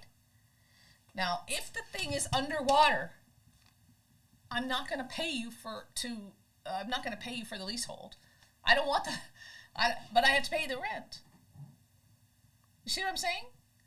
So the reason that I'm saying it's confusing is because I have a hard time extricating the business of the theaters and the requirement to pay rent to run a theater. Well, I completely agree. I think that separating 2.3 and 2.4, so the asset sale from the leasehold obligation, I don't think you can do that. no, let's simplify it. Let's simplify it. Let's say I'm buying a gas station instead, Why you want to change it to a gas station? just to simplify. It's not going to simplify. I think it is. Okay, let's try. I mean, he has all of these oil futures. I so know. that's- I know. I have to use my It's getting more barrels. You know? complicated, not less. Okay. So someone is running a gas station, I'm buying the business. So I'm buying the assets, like the chips and the racks, etc., and I'm buying the lease.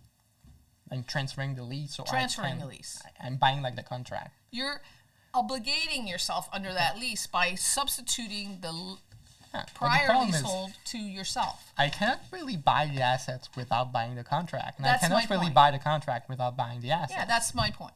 That's what I'm trying to say. So I think it's a one contract. It's one deal that is papered by two different contracts. Yeah. One that transfers the assets, which is the physical stuff in the theater, the movie, whatever, and the other, which is I have to pay rent in order to keep my theater going, the contract for the rent. I will make an additional change to my situation. I feel stupider the longer we I'm, go. I'm selling the assets to A. I'm selling the lease to B. Does it make sense? No. But you can't do that. No. If you're buying a No. business, you buy the business. If You're I buying the whole buy the thing. movie Yeah. theater, but someone else buys the leasehold obligation, Doesn't make sense. I can't. How can I? Yeah. How can I run Yeah. my gas station Yeah. without the lease or without the I assets? don't. It's not possible. It's not possible. I Yeah. can't. No. Okay, so I think we all agree that we have one. The government was right in this respect, that there's one single transaction. There is a sale of a business. Exactly, and the sale of the business involves a transfer of assets and a transfer of leasehold. And other contracts, like employment contracts. You have Sure. to also transfer the employees. Sure, You exactly. have to transfer. And they're all set. You're right. Yeah. And so, okay, where are we? where are we? Well, we are at paragraph 55. Okay, we're back. So, do negative proceeds of disposition exist under the Act? While I have reached the above conclusions based upon my interpretation of the share purchase and the asset transfer agreements, if necessary, I would also find that negative proceeds of disposition do not exist under the Act. Okay, so I think that there's an S missing. on proceeds? It should be negative proceeds Yes. of disposition, yeah? Because you don't have just one proceed, you get proceeds. Okay. Parliament likely did not intend the concept of proceeds of disposition as used in the Act to take on a negative value. Okay. The definitions found in Section 54 of the Act contains an enumerated list of what constitutes proceeds of disposition. Okay. Every item in that list refers to an amount received or receivable. A plain reading demonstrates that proceeds of disposition generally refers to the sale price or compensation received for property on disposition. It is an amount received or receivable, not a net figure. Therefore, it is inherently positive. Wait, we have And a then footnote. there's a footnote. Perhaps the most significant example is paragraph A, which provides the proceeds of disposition, includes the sale price of property that has been sold. In CRI Environnement Inc. and Canada, Justice Noel rejected the notion of a sale for a negative price. At paragraphs 2 to 3, he wrote, the argument that this was a sale for a negative price lacks any legal basis, since without the monetary consideration, there is no sale. Even if a law other than Quebec private law applied to some of the transactions carried out by the appellant does not explain how this other law could lead to a finding other than that arrived at by the judge of the Tax Court of Canada. To our knowledge, the concept of a negative price sale has no more basis in common law than in civil law. Secondly, Okay. this is paragraph 58 of the judgment. Yeah. Secondly, section 40, Subsection 41. subsection 40 sub 1 of the Act, which Yeah. sets out the formula for computing gains and losses, presupposes that proceeds of disposition is a positive figure.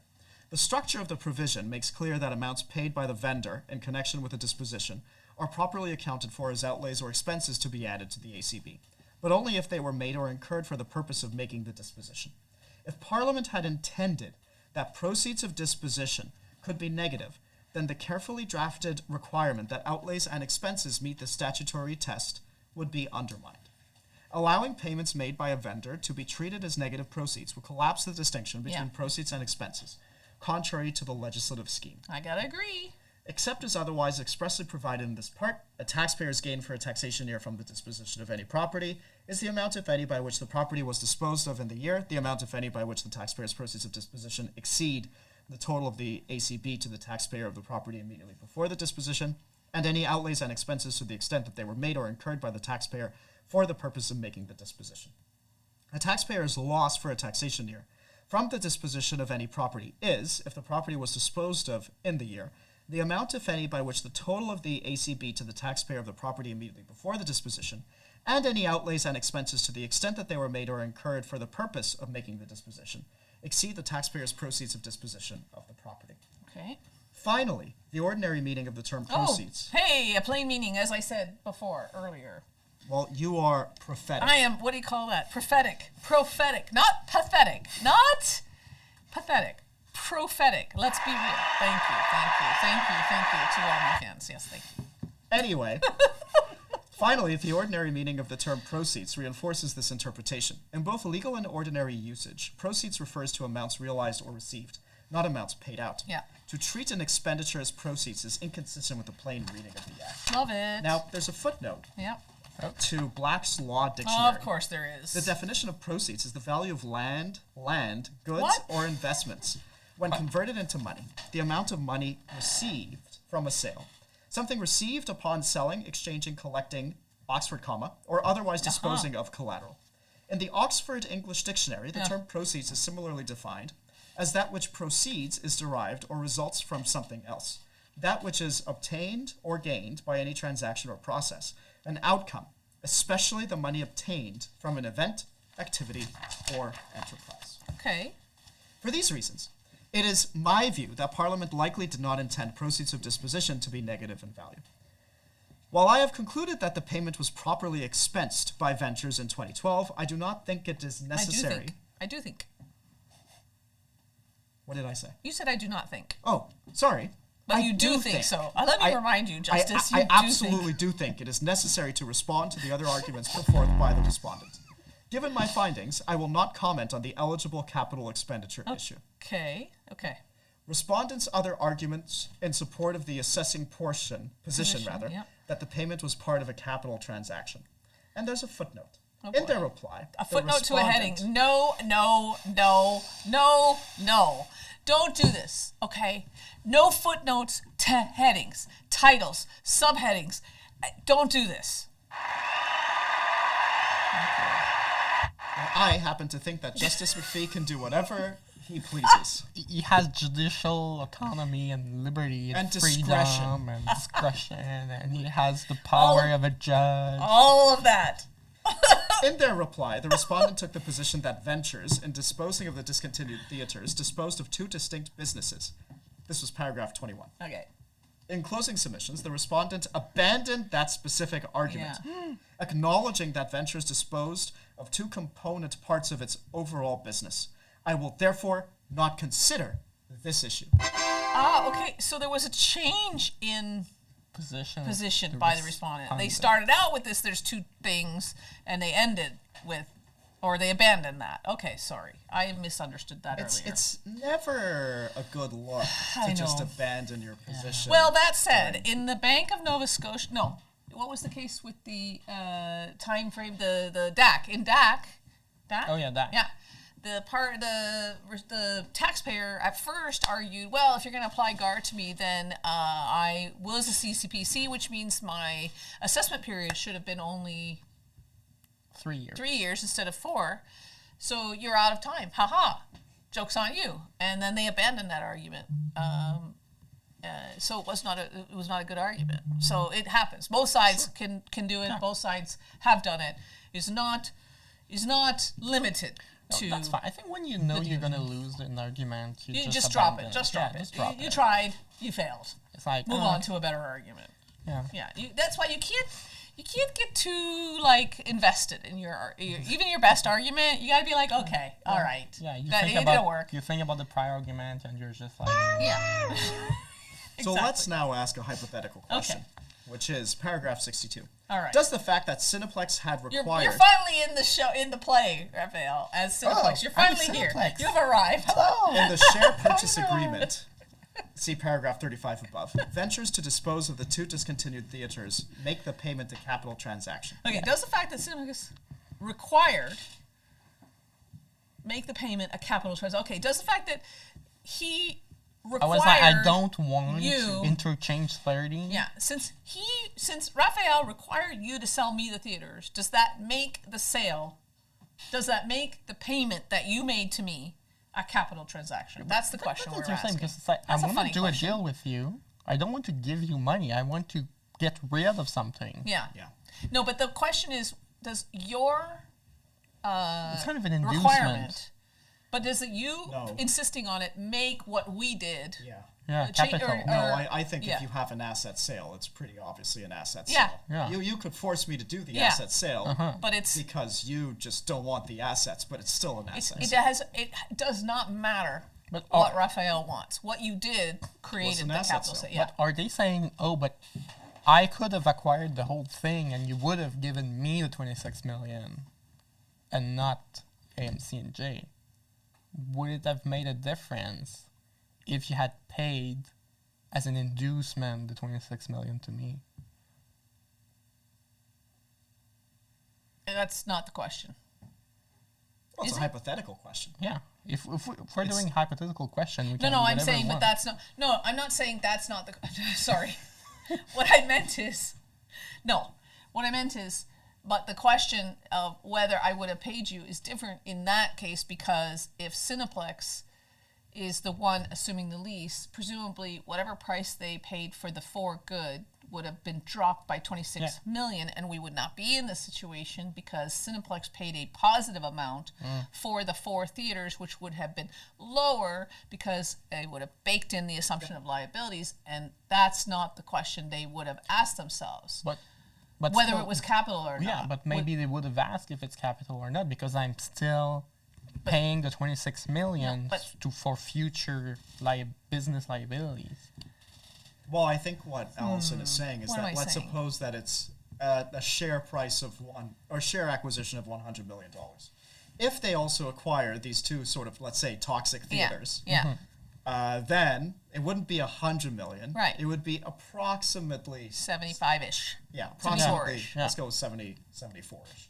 I could- Approximately 74 Yeah. million. So at that point, there's never any question But of what this payment actually Right. is. But I could still put in my contract, I'm paying you 100 million for the theaters, and I'm paying back to you 26 million for future liabilities. I suppose it's true. You could have still had two different contracts, and they would have still possibly been set off. Like the one would have been 100, the other 25, and between us, we know that if I'm paying you 100 and you're paying me 26, because as I don't think that Ventures- would work, because then you could basically structure any transaction like this, right? Well, so, exactly. So say I buy stock from you, Allison, and the stock is worth $100, but you're going to pay me. I'm buying from you, so I'm going to pay you $200, and then you give me back 100. Yeah, come on. It's it's a little bit of a nonsensical. In terms of fact. Yeah, I pattern. agree. It's a little bit difficult. Yeah. But based on this case, I would certainly say it's at the very least tangentially arguable. Yeah. If you structure it, because we are a formal jurisdiction, so if you structure it in the contract that way, as being future liability, that I assume. I think structuring clauses in a contract and then having that be a separate form. Seems That's a bit. it's messy. It's a bit excessive. Yeah.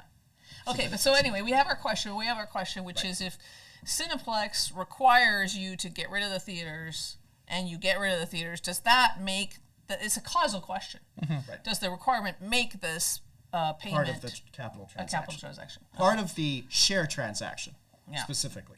Yes. So the respondent argues that the sole purpose of the payment by Ventures was to enable the closing of a capital transaction that benefited Ventures' parent corporation, Sure. specifically the sales of Ventures to Cineplex. That seems right. Yeah. Cineplex's acquisition of Ventures shares was clearly a capital transaction, yet this does not convert the payment made by Ventures to AMC and J into something other than a business expense. So let's just read that again. So Cineplex's acquisition of Venture shares was clearly a capital transaction, but that does not convert the payment made by Ventures to AMC and J into something other than a business expense. Okay, so having decided that the payment was a business incorrectly, in my view, having incorrectly decided that this payment was a business expense because I traced it through to the rent and considered it sort of like a prepayment-ish. Now having decided that, then the fact that I did that in order to get this sale does not change the nature of this transaction. So I disagree with the finding, but I agree that this transaction does not affect the characterization of the other. This is basically saying you can treat the asset sale as being separate from the stock sale, which I think is entirely That seems right. correct. Yeah, I think that's right. That's I right. agree. The analysis of former Chief Justice Bowman and Shoppers Drug Mart is helpful on this issue. Okay. Now, let's just take a note for the audience. Is Shoppers Drug Mart Pharmaprix in Quebec? Yes. Yeah. Or is it Jean Coutu? No, it's Pharmaprix. Pharmaprix. That's what I thought too. Good to know. Now we're all smarter for this discussion. The case is described in the appellant's factum of paragraph 153. Shoppers Drug Mart was a wholly owned subsidiary of Imasco. Okay. Certain of its employees were granted options by Shoppers Drug Mart to acquire Imasco shares. As part of the takeover bid of Imasco by British American Tobacco. Oh my gosh! What? Now we know. Shoppers Drug Mart employees were paid by Imasco as consideration for canceling their options under Imasco's stock option plans. Shoppers Drug Mart reimbursed Imasco for such payments and deducted the reimbursements in computing its income. The Tax Court of Canada allowed the appeal from the minister's disallowance. Chief Justice Bowman held, I start from the premise that in the ordinary course, a payment made by an employer to an employee for the surrender of his or her stock options pursuant to a stock option plan to acquire shares of the company is a deductible expense to the company. This conclusion is not based on any specific provision of the Income Tax Act. It is simply part of employee compensation and is therefore a cost of doing business under Section 9. Why then does a payment to employees who are option holders become a capital expense just because it is made in the course of a corporate reorganization of the parent company? The short answer is that it does not. The business of Shoppers Drug Mart continued throughout the reorganization of the Imasco corporate structure. Shoppers Drug Mart, as a separate corporate entity, was not being reorganized. It had payrolls to meet and expenses to pay.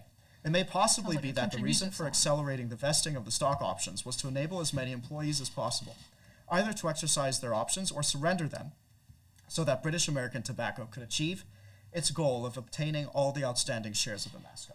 This does not turn the payment of what is patently a revenue expense into a capital expense. Okay. There's a pretty basic, straightforward idea here. I think we've already agreed what it is, so I don't disagree with this. And he just gave us an extra example to show that's right. This is the right way to think about it. Yeah. Okay. Right.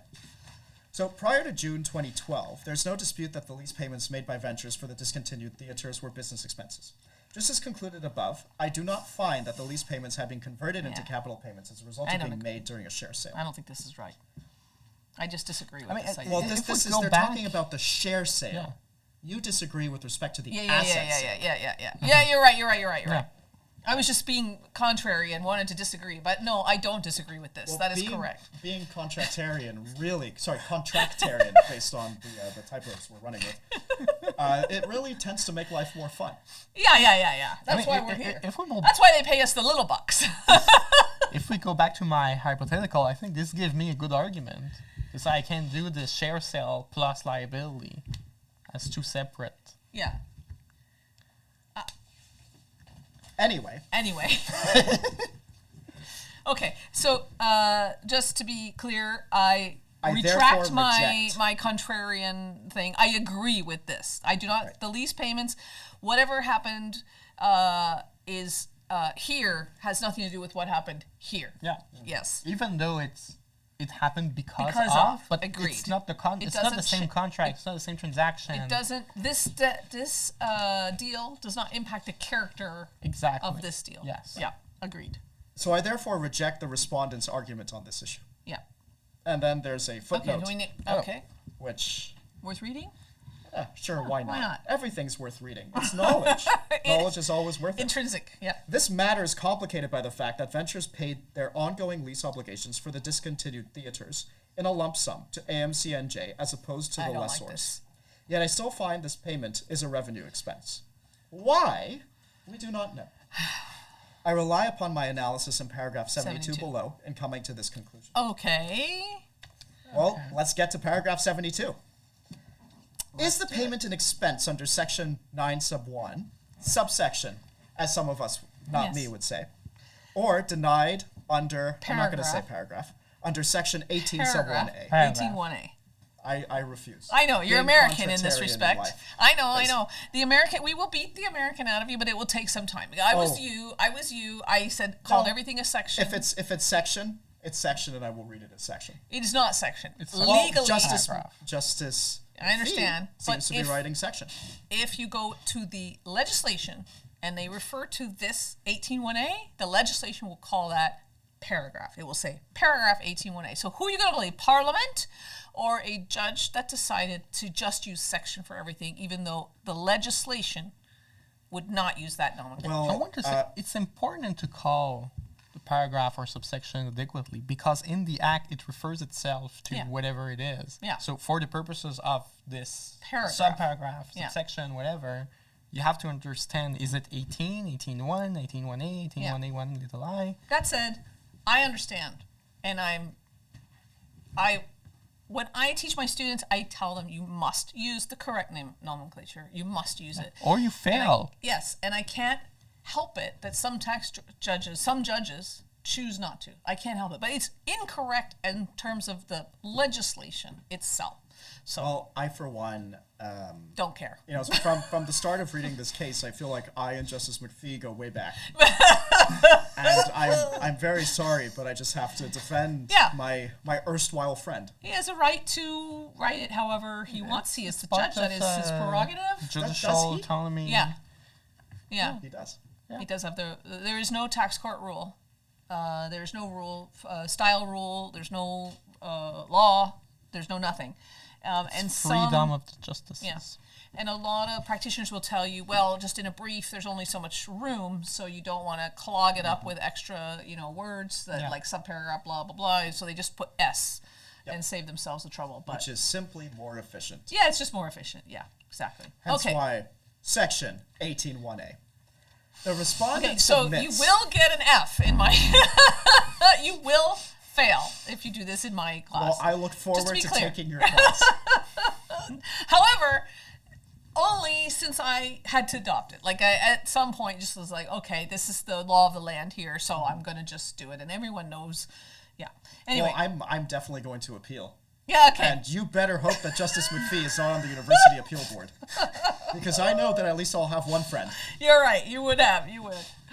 Okay. So the respondent submits that even if I do not agree that the payment was capital in nature, the amount was not an expense paid to earn income. As the respondent correctly points out, the discontinued theaters, because of the series of transactions described above, were not going to earn income for ventures after June 2012. The payment was a specific commutation payment made to eliminate or reduce a future ongoing expense of a current nature for ventures. Okay, I don't know what that There's is. going to be a lot to discuss here. Yeah. I accept that Ventures made the payment to AMCNJ to pay for the upcoming costs of the discontinued theaters. Yeah. Ventures was contractually obliged to pay the expenses whether the theaters were in operation or not. Yeah. The payment to AMCNJ was compensation for business expenses Ventures was obliged to pay. Okay, so is this suggesting that Ventures is still on the lease? Is that what we're saying? I'll be completely honest. No, I don't think it matters at all. It's just that Ventures, if we do nothing, Ventures has to pay the 26.6 million leases and But payments. so it does matter. No, but it can't be, because if Ventures was the one that was on the lease, Yeah. why is it making a $26.6 million payment to AMCNJ? To pay the lease. Yes, to Right. transfer the lease. Yeah. There must be a lease transfer. Okay. Here's A lease transfer that's built into... Because as everything else. Cineplex, I'm Cineplex, I don't want to deal with anything regarding Okay, interchange but journey. look, it says Ventures was contractually obliged to pay the expenses, meaning the lease.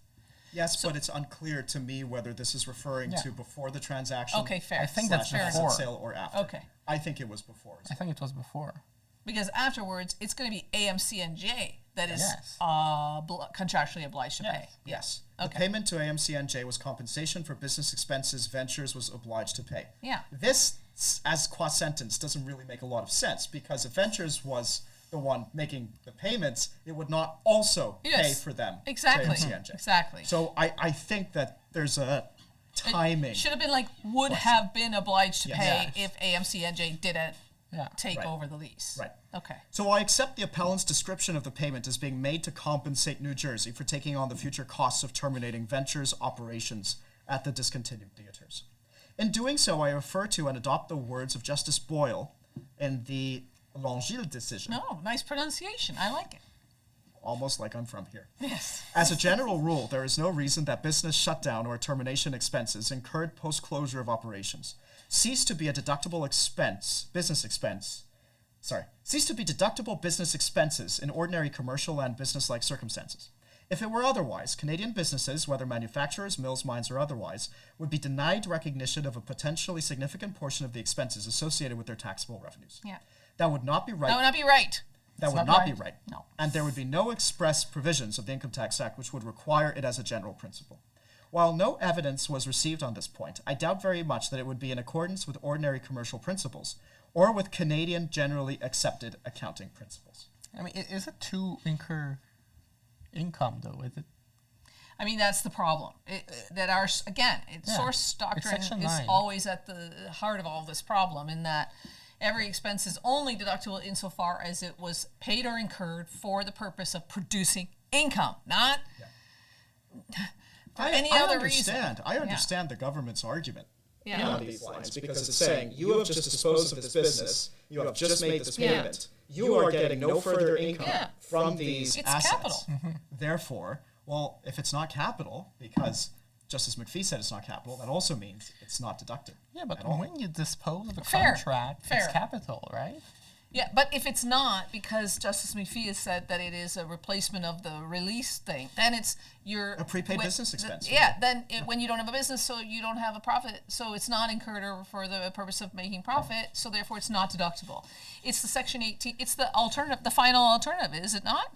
Yeah. It's the final alternative argument. Yeah.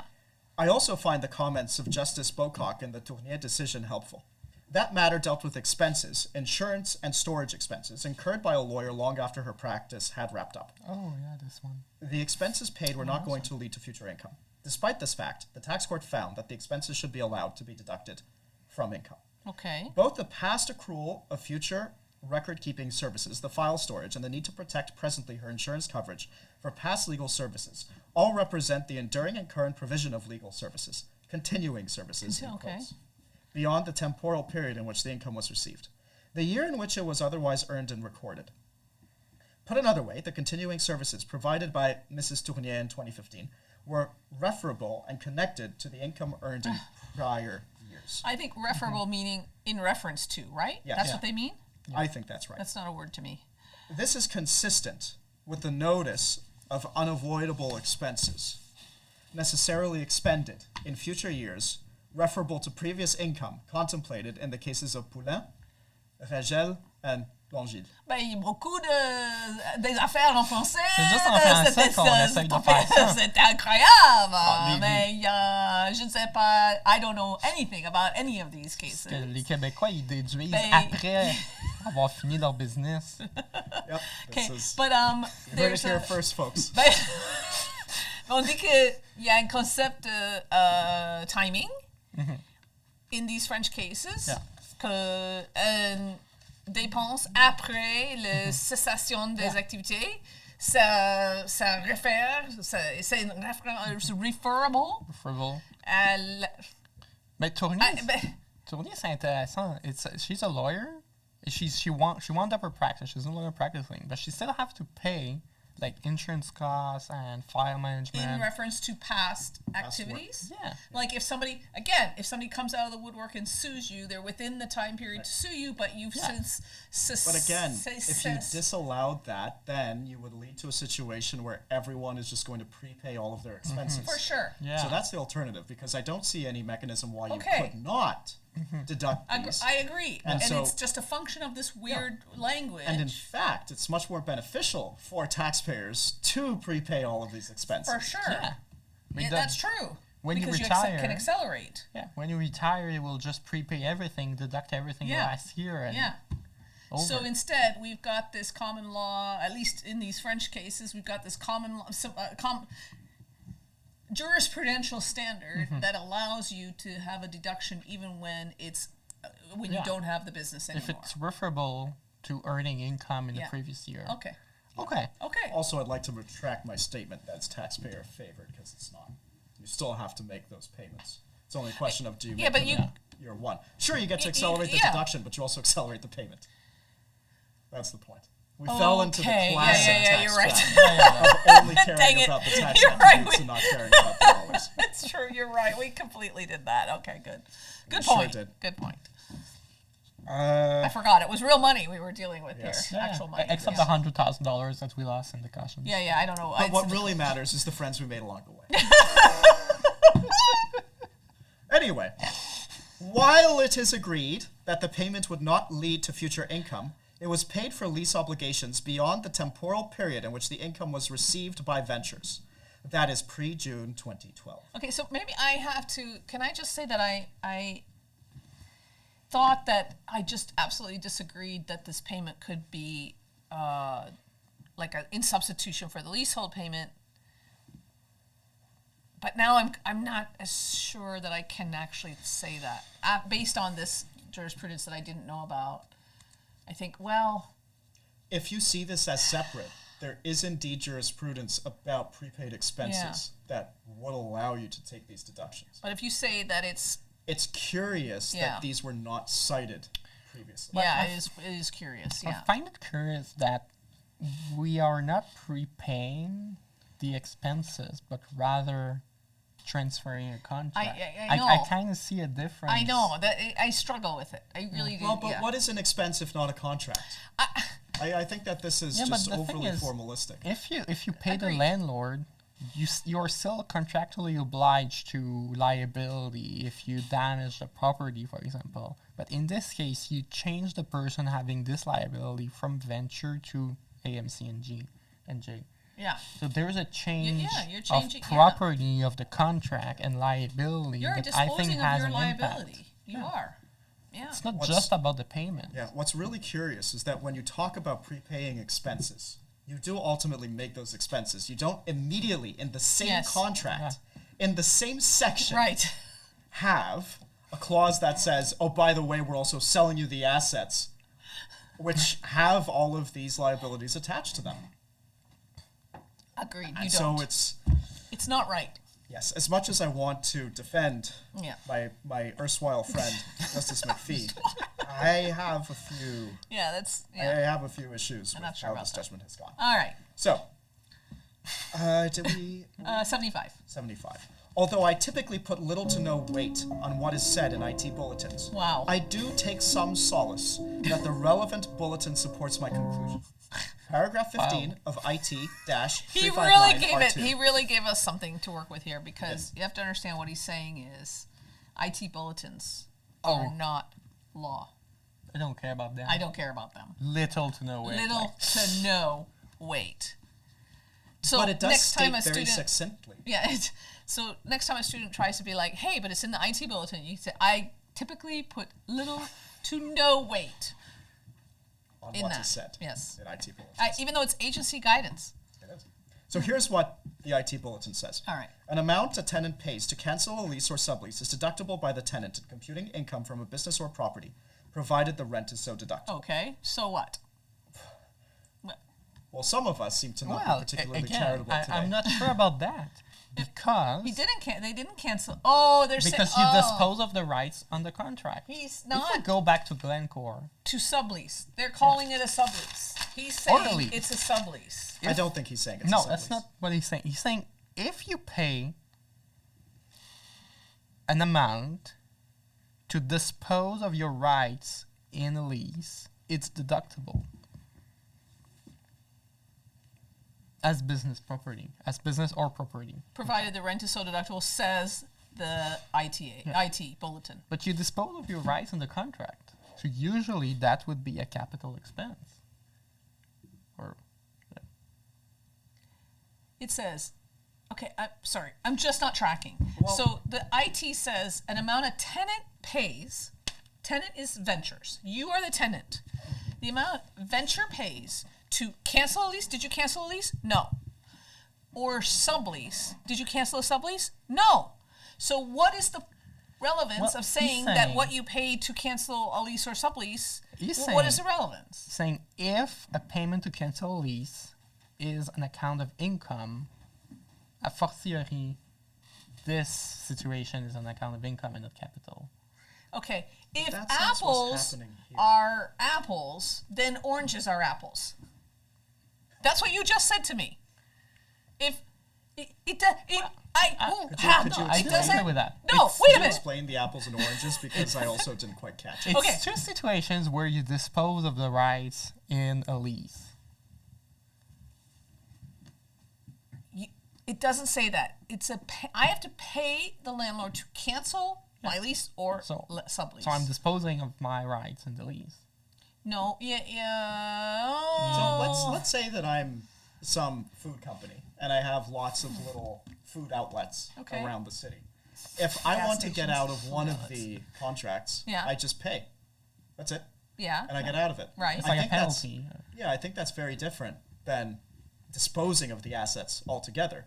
Because in the first case, the lease no longer exists. I have bought it Right. out. In the second case, I have transferred the assets To somebody else. in a taxable acquisition That's what I'm along with the saying. leaseholders. I So that's still what I'm think- saying. That's an orange. Yes. I still think when you cancel a lease, you dispose of the rights in the contract. You dispose of your right to use the property Yeah. when you So cancel it's a a lease. disposition of a right in the contract. Okay, so you're saying the reason these two are the same is because scenario one, I cancel a lease, I no longer have the right to use the property. Scenario two, I transfer a lease to you, I no longer have the right to use the property Exactly. myself. So then, Raphael, Okay. what would you say about the landlord in this case? So we've canceled the lease. Now you're saying that the landlord is also disposed of a capital asset pursuant to the cancellation of the rights? No, you're not saying that. Are you No. saying that? The landlord, well, he Has received disposed of income. nothing. He's just changed who he's dealing. She, the landlord. It, What about they? landlord. They Okay. She had received money. a contract with you, and now they have a contract with me. But the landlord has, if you cancel a lease, she had a right. Okay, if you the cancel the contract. lease, then the landlord gets the money. Yeah. If you transfer it, then The, For the landlord, it's just that the party is not the same, but the rights did not change. Yeah. It's just a swap of the Yeah. name of the party. So on the So landlord what's side, it's happened different. is, all that's happened is when you transfer the lease, you routed the lease payments. The landlord is getting them from me, from you to me to the landlord, right? Like it used to be. Okay, Is this a sublease, but in my direction? But you're it's not a paying sublease. The landlord directly. Oh, That's the idea. it's a lump sum where you change the name in the contract. So the person getting the lump sum It's a can sublease. invest it. Well, I think It's- we're talking I about think it's a different sublease. things. No, I think it's a my cession de bail Okay, just a second. and not a We need another sous-location. terrible drawing. It's two different things. No, look, an amount. Okay, I'm tenant. I'm the tenant.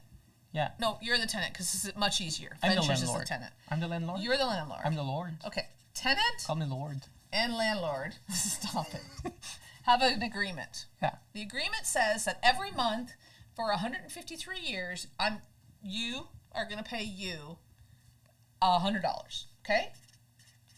So every month you're going to pay $100 for 10 years. Okay. Now, what can you do, tenant? You can only do three things. You can pay the lease, you can cancel the lease, or you can transfer the lease. Those are the only options you have in the entire universe. These are the only three things you can do with your lease. Well, you can default. You can pay, cancel, transfer, or default. Is there anything else you can do with the lease? No, that's it. This is called a sublease. Why? Because you take your rights and you transfer them to somebody else, and now they have the rights, which is a sublease. I'm not I sure if disagree. legally Okay, that's- good. I All think right. there are two things. Okay, good. So You let's can get that either here. transfer the contract. In this case, you are the tenant now, or you can do a sublease. In that case, you remain the tenant, but now you are contractually obliged Okay. with the Good. subtenant. So then I have five things I can do. I can pay it, I can cancel it, I can transfer it, I can sublet, or I can default. I put default like last because it's like the worst option. Okay. If I pay, I have a deduction and you have an inclusion. Yes. If I cancel and I have to pay you, I have a deduction and you have an inclusion. Yeah. Amount of tenant pays to cancel a lease is deductible by the tenant. Because the rent is deductible. I think it should be a capital expense, but CRA accepts that it is income. Okay. Sorry, this is if we cancel. If we cancel. Yeah. But so again, if it's a capital expense and let's say a corporate tenant, yeah. then that should logically mean that it would also be a capital inclusion for Correct. the landlord. Yes. And that to me seems absolutely incorrect. If the landlord is in the business of leasing, Yeah.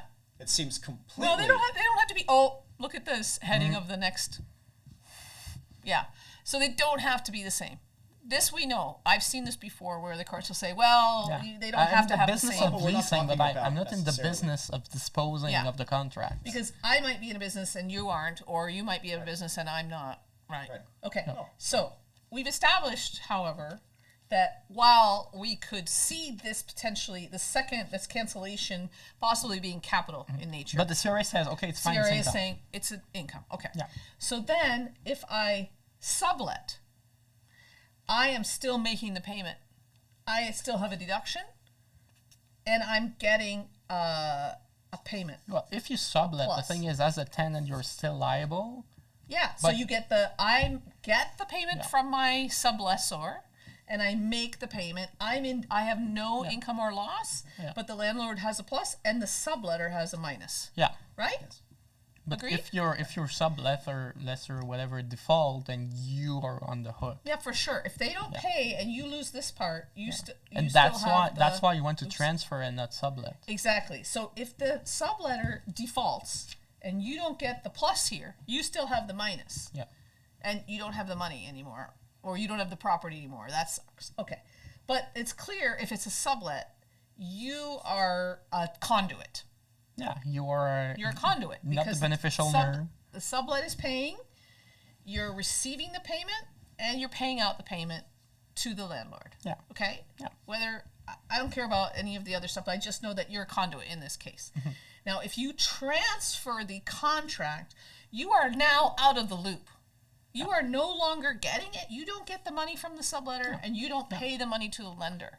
Now the contract is between the subletter and the lender, and they have a subtract, and the lender has a plus. And probably you sold a contract to someone, Exactly. and it has value. Which is why we disagree with his esteemed justice, because we think this transfer is not the same as payment to cancel or payment to cancel a lease or a sublease. It's neither of those things. It's a transfer, aka a disposition, which is not the same.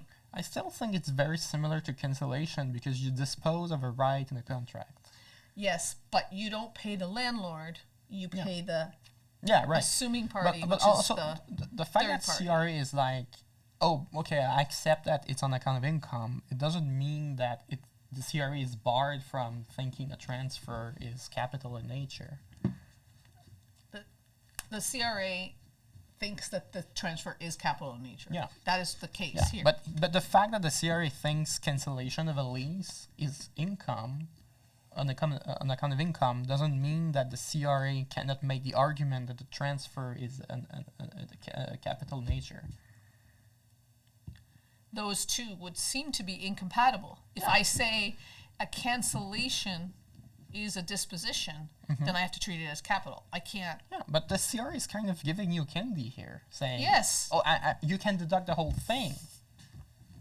Yes. That doesn't mean that I have to apply this candy to every single disposition in the universe. No, I understand, but you can't say that a cancellation is a disposition and then also provide this treatment. It's incorrect.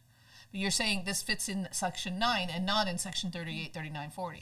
Well, you could say it should be in 38, 39, 40, but as the CRA, okay, fine, you can deduct it completely in Section 9. Like the CRA sometimes does in mislead positions that are not exactly the law. I would say the CRA cannot do that, what you're saying. They cannot do that. Well, it's like... Because that's not carrying out the law as it is written, and that is the number one rule of the CRA, is the minister has to carry out the law as written, not make up new rules. But that's like the $500 for gifts. It's not the same. You're changing the character. You're taking something out of one basket and putting it in a wholly different basket. Under Section 1, 2, 3, and 4, that's, no, taboo, verboten. Okay. But I still put very little weight, little to no, to the interpretation. Something's wrong with it. This is all I'm saying. Something is wrong. That's wrong. I'm trying to make the case that because the CRA gave you candy and for the cancellation doesn't mean that it has to give you the candy for transfer. All the time? Yeah. Okay, fine. Don't disagree. I don't disagree with that. Okay. I think. Now, let's turn to symmetry. All right. So the appellant argues that if they were successful, then symmetry will exist. That is, ventures will have deducted $26.6 million as an expense in 2012, and AMCNJ will have claimed this amount as income. Yeah. As a general principle, I would not say that symmetry and fairness must exist.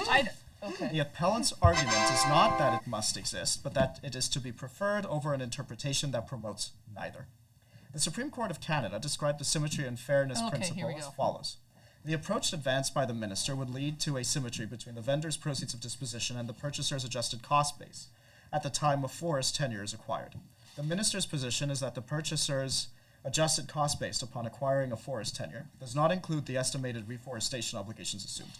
Notwithstanding that, the minister would have the vendor's proceeds of disposition include the amount paid to the vendor, plus an additional amount for the estimated future reforestation obligations assumed by the purchaser. The effect would be to tax the vendor as if the reforestation obligations assumed by the purchaser were part of the sales price, but to tax the purchaser as if the reforestation obligations it assumed were not part of the sales price. And there are some citations there. Hogg, McGee, and Lee. These citations, which generally explain that a taxpayer's adjusted cost base includes the purchase price of the property as well as any expenses or fees required to be associated with the acquisition of the property. Okay, well, first of all, you don't need Hogg, McGee, and Lee to tell you that because that's the literal wording of the statute. that describes what we just saw before, proceeds of disposition minus ACB plus outlays and expenses equals gain or loss, depending on which way the money goes. Okay. Counsel for the minister acknowledged this asymmetry at the oral hearing. Under the minister's approach, the sale of the high-level division to Tolco would have resulted in taxable proceeds of $31 million for DMI, $20 million plus the $11 million in assumed reforestation obligations. However, Tolco's adjusted cost base would be $20 million, just the amount paid. The minister's asymmetrical approach means that if Tolco sold the forest tenure to a new purchaser the very next day, Tolco would be assessed taxable proceeds of $31 million, the amount received plus the assumption of the future reforestation costs. That is, Tolco would be assessed $11 million of taxable income despite in no way receiving such additional income. The conclusion I have reached that a purchaser's assumption of reforestation obligations does not form part of the vendor's proceeds of disposition avoids this asymmetry. Although not dispositive, as Mainville recognized in his dissent, an interpretation of the Act that promotes symmetry and fairness through a harmonious taxation scheme is to be preferred over interpretation which promotes neither value. I'm really uncomfortable here. Well, let's just finish, and then maybe We can talk about our discomfort. All right. So as stated above, while symmetry is not dispositive, it is a desirable result. So for the reasons set out above, I allow the appeal and find that the payment made by Ventures in 2012 was a current expense. The appellant is allowed the deduction of $26.5 million of non-capital losses previously denied by the minister. The appellant Plus is costs. also entitled to costs. Yes, very good reading. Wow. Okay. So it feels like the whole reason is just a citation for the Supreme Court. So what do we think about this judgment? Okay. Okay, to start with the obvious, I think this is wrongly decided because I do not agree that the disposition of the leasehold should be treated as a prepayment of the rent, okay? So that is the reason I disagree with it. Now, there's a lot of like bells and whistles and a lot of different transactions here, and so it's a little bit helpful just to make sure I got this straight in my head. So let me just test this, okay? There's a two contract agreement between Venture and the New Jersey sub. And then there's a share sale to a third party, that third party, Cineplex, eventually being the one that's in court because once they buy the shares, they collapse up the corporation, okay? So there's two transactions and two contracts that are part of one transaction. So there's some confusion there. I just straightened that out in my mind, but I did get it confused a couple times when we were reading along, like, well, which of the, okay. So the two contract transaction includes the transfer of assets and liabilities, which is very common. Like every merger and acquisition involves this, but usually the reason you do an asset sale is to not assume liabilities. If you're going to assume liabilities, you might as well do a share over instead of an assets over, and you could have structured this transaction as a stock split, for example, or like, right? You could have spun one off. of the differences when you're acquiring real estate, right? Because with real estate, the obligation's attached directly to the property. Yeah. And is that not largely what we actually have here? Yes, yes. Okay, so then Justice McPhee seems to come to this conclusion that the leasehold transfer is, in substance, a replacement of the lease payments Venture would have had to pay. And since the lease payments would have been deductible, the amount paid to satisfy in advance should be deductible as the same character. I just disagree with this because I think that you disposed of the lease, and I think the lease itself is an asset that you sold at a loss. At a loss. I just feel like the main argument is just not there on the respondent side, which is it's a disposition of And the you have an right outlet. in a contract. Yeah, but so did they not say this in the, where were the 4 options? Let's just take another No, this look was at under them. option 3. Is option This 3? was under option 3 relating to the share sale. Okay, do you remember the 32? 4? 32? Proceed, okay. Payment was proceeds of disposition. The payment being the one that Ventures pays to New Jersey to get rid of the lease. But again, look at the next sentence. The sole purpose of the payment was to enable the closing of a capital Yeah. transaction. I don't think that's relevant at all. Exactly. All we are doing is disposing of rights Yeah. in several contracts to a third party. Yeah. But So does the confusion arise because Justice McPhee is asking, like, is the reason that you dispose of the rights in order to effectuate this sale, does that matter to the character of this thing? And he concludes that it does not, and I agree with that conclusion, but then he concludes the wrong way somehow. He is Right? drawing a clear separation between the liability payment and either of the other 2 transactions. He's saying that Yeah. this is separable. As a result of it Yeah. being separate, then we are much more in the camp of, is this a prepaid expense? Is this something like a cancellation of a lease? I think even there, that's a bit of a better argument, but even there, as we discussed, with the distinction between a transfer of a lease and a cancellation of the lease, that is a meaningful distinction. If I liquidate Yeah. my corporation, this Yeah. is different than if I sell my corporation. I agree. Even if the actual tax consequences may be very similar. In this case, Yeah. I think we're dealing with something that is not similar, but is in fact quantifiably different. I agree. It does seem different, distinguishable. So it's funny because we started this case and I was like, this is the negative proceeds of disposition case. And in the end, that's just a weird argument that the government makes and is soundly defeated just by reading the statute, which makes you wonder why the government brought such an argument. That doesn't seem like a strong argument. But it's, I think, comes out of this attempt to try to figure out, what did I sell? When I sold you the lease, I didn't get anything for I think it. it's a question of when you're trying to get the tax consequences of a transaction, you're trying to figure out what the transaction is. And here the government was like, okay, so you paid to get the lease, Yeah, so I have a negative proceed of disposition. yeah. And I think it flows from that finding. And you're kind Yeah. of stuck with it once you made the point that it's a negative proceed of And disposition. I can't just don't understand understand why they went with negative proceeds of disposition. Why not just call it outlays and expenses in this? But it would have been so simple to say this is a disposition of Yeah. rights in the contract, Yeah. and the expenses and outlays are $26.6 million, and that's it. Yeah. Why not? I think, okay, because there's a confusion to me. Well, let's look at it a different way. So let's suppose that the leasehold agreement is a separate thing. Okay. Well, then we know the proceeds of disposition do in fact include liabilities.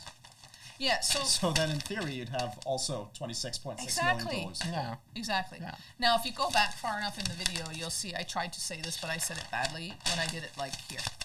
This was my very bad drawing. But like, forget everything else. I'm just selling this leasehold. I'm getting rid of this leasehold, okay? What do you have the leasehold, you're going to sell it to me. I'm going to assume your liabilities. That's proceeds of disposition. That's plus 26 to you. Well, it's such a strange way of phrasing it. I am the leasee and I sell my lease to you. Yeah. Which, in theory that could happen. Suppose that it's prime real estate and yeah. you'd be really willing actually to pay me for it. Then that is, I think, pretty clearly a capital transaction. Yeah. But even in this case, I think a third party could be willing to do this transaction just because you get the 26 million at the beginning as a lump sum, so you can just invest That's it true. and That's get true. some cash flow, and you pay the lease. And 5 years later, you have zero, but you benefited from some interest. This is a good point. So let's play that out. You have a leasehold that is going to cost over the next 5 years $26 million. I am willing to take the leasehold, take your $26 million, the but they said it was net present value. So is it already? Should be, yes. Yeah. Yeah. So that means it's already been adjusted. So I can't actually make money on this. Well, it's a question of what rate they actually use. But Okay, you should I have might a be able to spread. speculate. I might be able to. Yes, exactly. I think exactly. with third parties, you would have a little spread that yeah. means I want to take Well, the so contract. that might solve the transfer pricing problem. It's Yes. just that I thought I was getting, I was envisioning a 5% return on my investment. So like when I put the 26 million and I start paying it out, but the 5% is gonna compensate me for my management or so all my frustration about, hey, I'm not getting paid anything was actually wrong. Because I have the 26 million, I can invest it. As long as I get a 5% return, I'm up over the term. And then I was wrong. I didn't get a 5% return. I only got a 2% return, or something else went wrong, or I had unanticipated, blah, blah, blah. And so then I end up in a bad position. But that's not, it's not a transfer pricing problem. It's not an error. It's like just bad planning, bad management. You got 2% because you invested in oil futures. I don't know I don't even know which way to go right now. But okay, so I said that I disagree because I think it's a disposition of the lease. You also think we agree on this. You I think it's a if disposition. you dispose of an asset. Yeah, you dispose of. I think you asset. dispose Yeah. of the rights in the contract. So we are unanimous. If we were the three judges on the panel, we would have said unanimously that is capital in nature. And so then the question is, if that's the conclusion, that we come to capital in nature, what is capital in nature that Cineplex has a 26.5 million net capital loss that it can carry forward and use against its capital gains and not against its operating income? And in that case, we would have found for the government in this case. Well, not really. I'm I not would actually have sure found, because what did the I would have not agreed with the alternate appellant's position at paragraph 29. All right, let me look at that. Appellant argues that the payment was an eligible capital expenditure. This is, and Justice McPhee says I'm not looking at that because I already decided it wasn't capital. Yeah. But you would have said it was an eligible capital expenditure. Do you agree with that? I think Okay, so. I need you to walk me through that. How do you mean? So it's Robin that sold. He's Ventures. So he gets rid of the leasehold and he pays out 26 million. You're saying that 26 million that he paid is quote unquote eligible capital expenditure. Yeah, because I say to it's an induce the account of sale capital. shares. Yeah. Because So what do I do with it? it's I get, disposing of the rights in the contract, so it's on capital in nature. but And I get so- 75% of it deductible right away on a current basis under the old act. Well, I'm not sure the mechanism Right. between 111 5.2. I think now I mean, it it's would not a just lasting be. asset, so I suspect it is current. Yeah, but I'm not That's sure if you weird. have any. Do you have any capital gain? I'm not sure exactly how it would work. Right. So my question is an eligible capital expenditure deductible against ordinary income, or non-capital income? Ordinary income being Well, it's a 3/4 deduction. against normal deduct. Well, normal everything income? is against normal and ordinary because that's just the way capital gains and losses are structured in Canada. No, Is it not? you cannot. No, you cannot take your cap. So you only get half of your capital gains, and you only get half of your capital losses, but they're only nettable against each other, except in for a terms of very netting, yes. small, Yeah. Yes. $2,000 for individuals that can be used against ordinary income, and small businesses. We've seen the CCPC. You can use your allowable business losses. Well, anyway, I'm not entirely sure under 111 5.2 what is possible.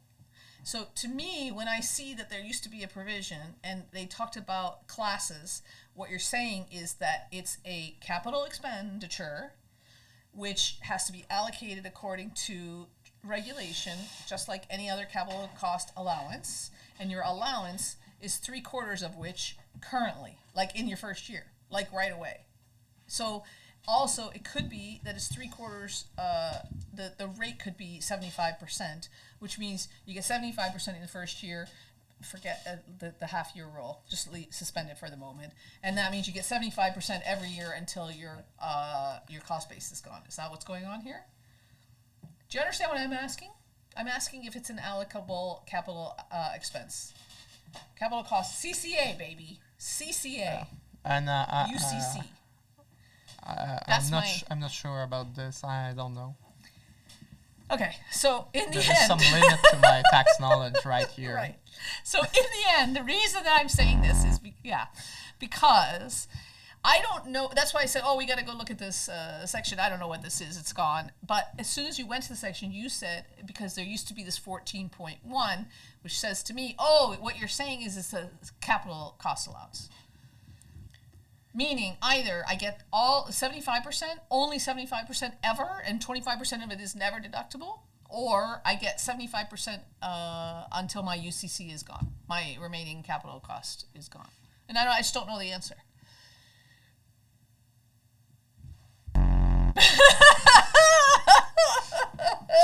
So, Canadian tax is hard, okay? Like, I'm serious. If you know the answer, drop a comment, drop a comment down below and tell us 111 5.2 Yeah. what you need to deduct with that. Okay, so what I would say that I always like to try to figure out what the generalizable rule is so that we can figure out what the heck we're talking about. So if we said, like we have agreed, that the sale of the leasehold interest, where you receive the assumption of liabilities by the other party, still a sale, disposition of a leasehold, to the extent that creates either a capital gain or a loss, depending on the calculation, POD minus ACB minus O&E. If that's negative, it's a capital loss, normally constrained to capital gains. But there was an exception. And the exception was that this kind of capital loss was eligible for capital cost allocation rather than being contained only in the capital gain and loss provision. It was some converted. reason, I seem to remember that this is immediately deductible.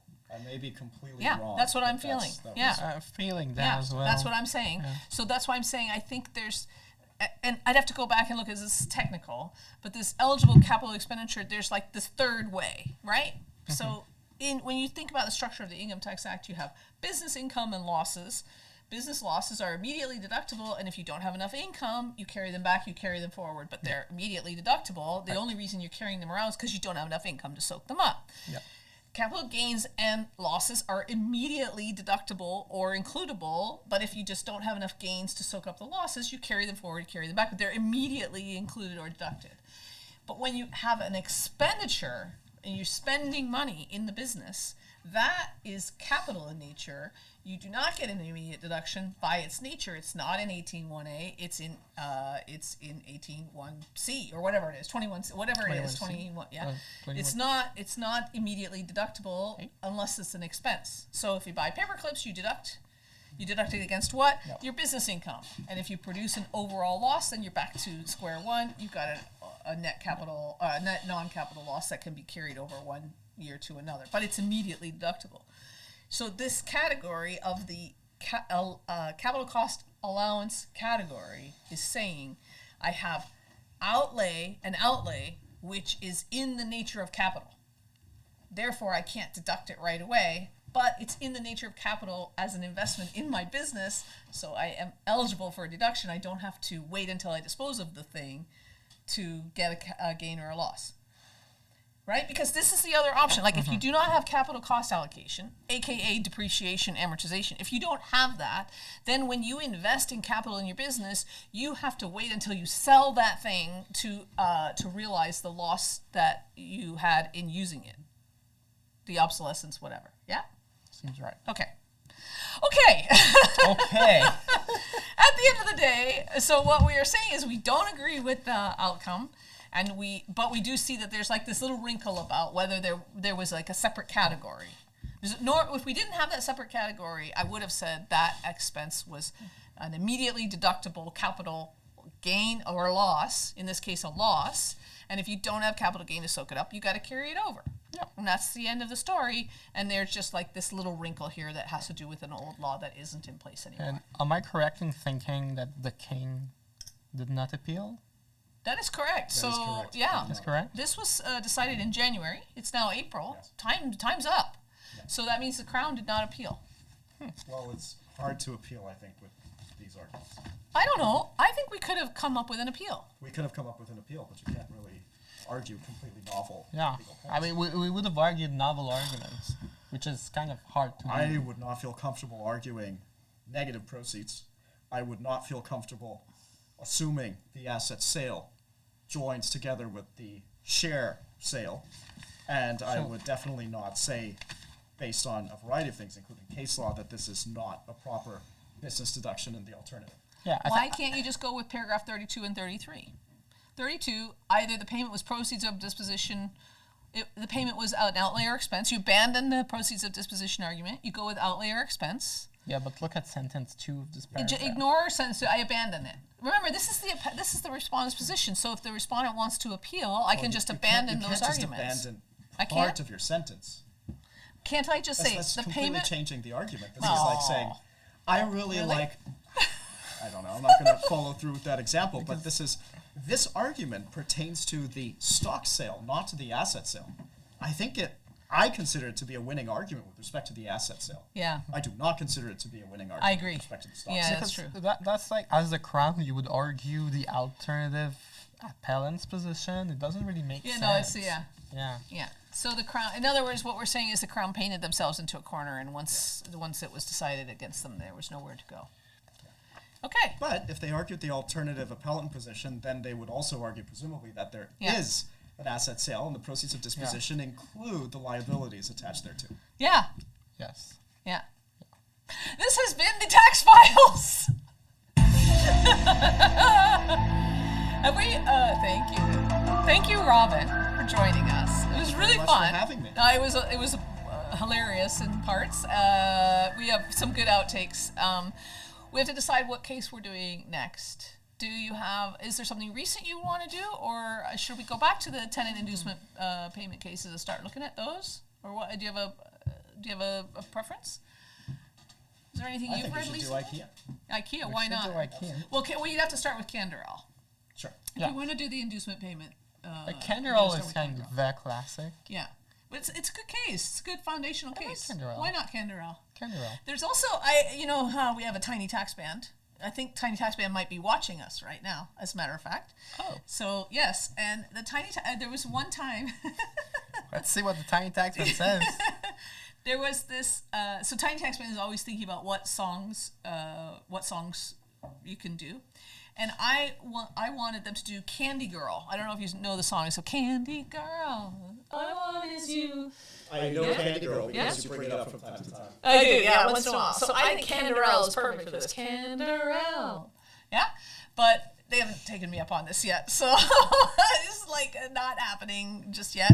So come on, Tiny Tax Band, we need you to do Candy Girl. Canderel. Oh, say Tiny Tax Band is agreeing that we should do Canderel. Thank you. But then that means you guys have to do the song Candy Girl. I'm gonna write it here. Do Candy Girl as Canderel. Okay, but only if you do Candy Girl as Canderel. There. Okay. What does the tax band say to that? All right. It says okay. Good. Great. I'll hold you to that. Once again, thank you. Every single time you're in Montreal, you'll come back and you'll do the next installment of the Tax Files, as long as we're doing the Tax Files. Deal? Is it? And on that note, that's our broadcast. Thank you, everyone. Goodbye, everybody.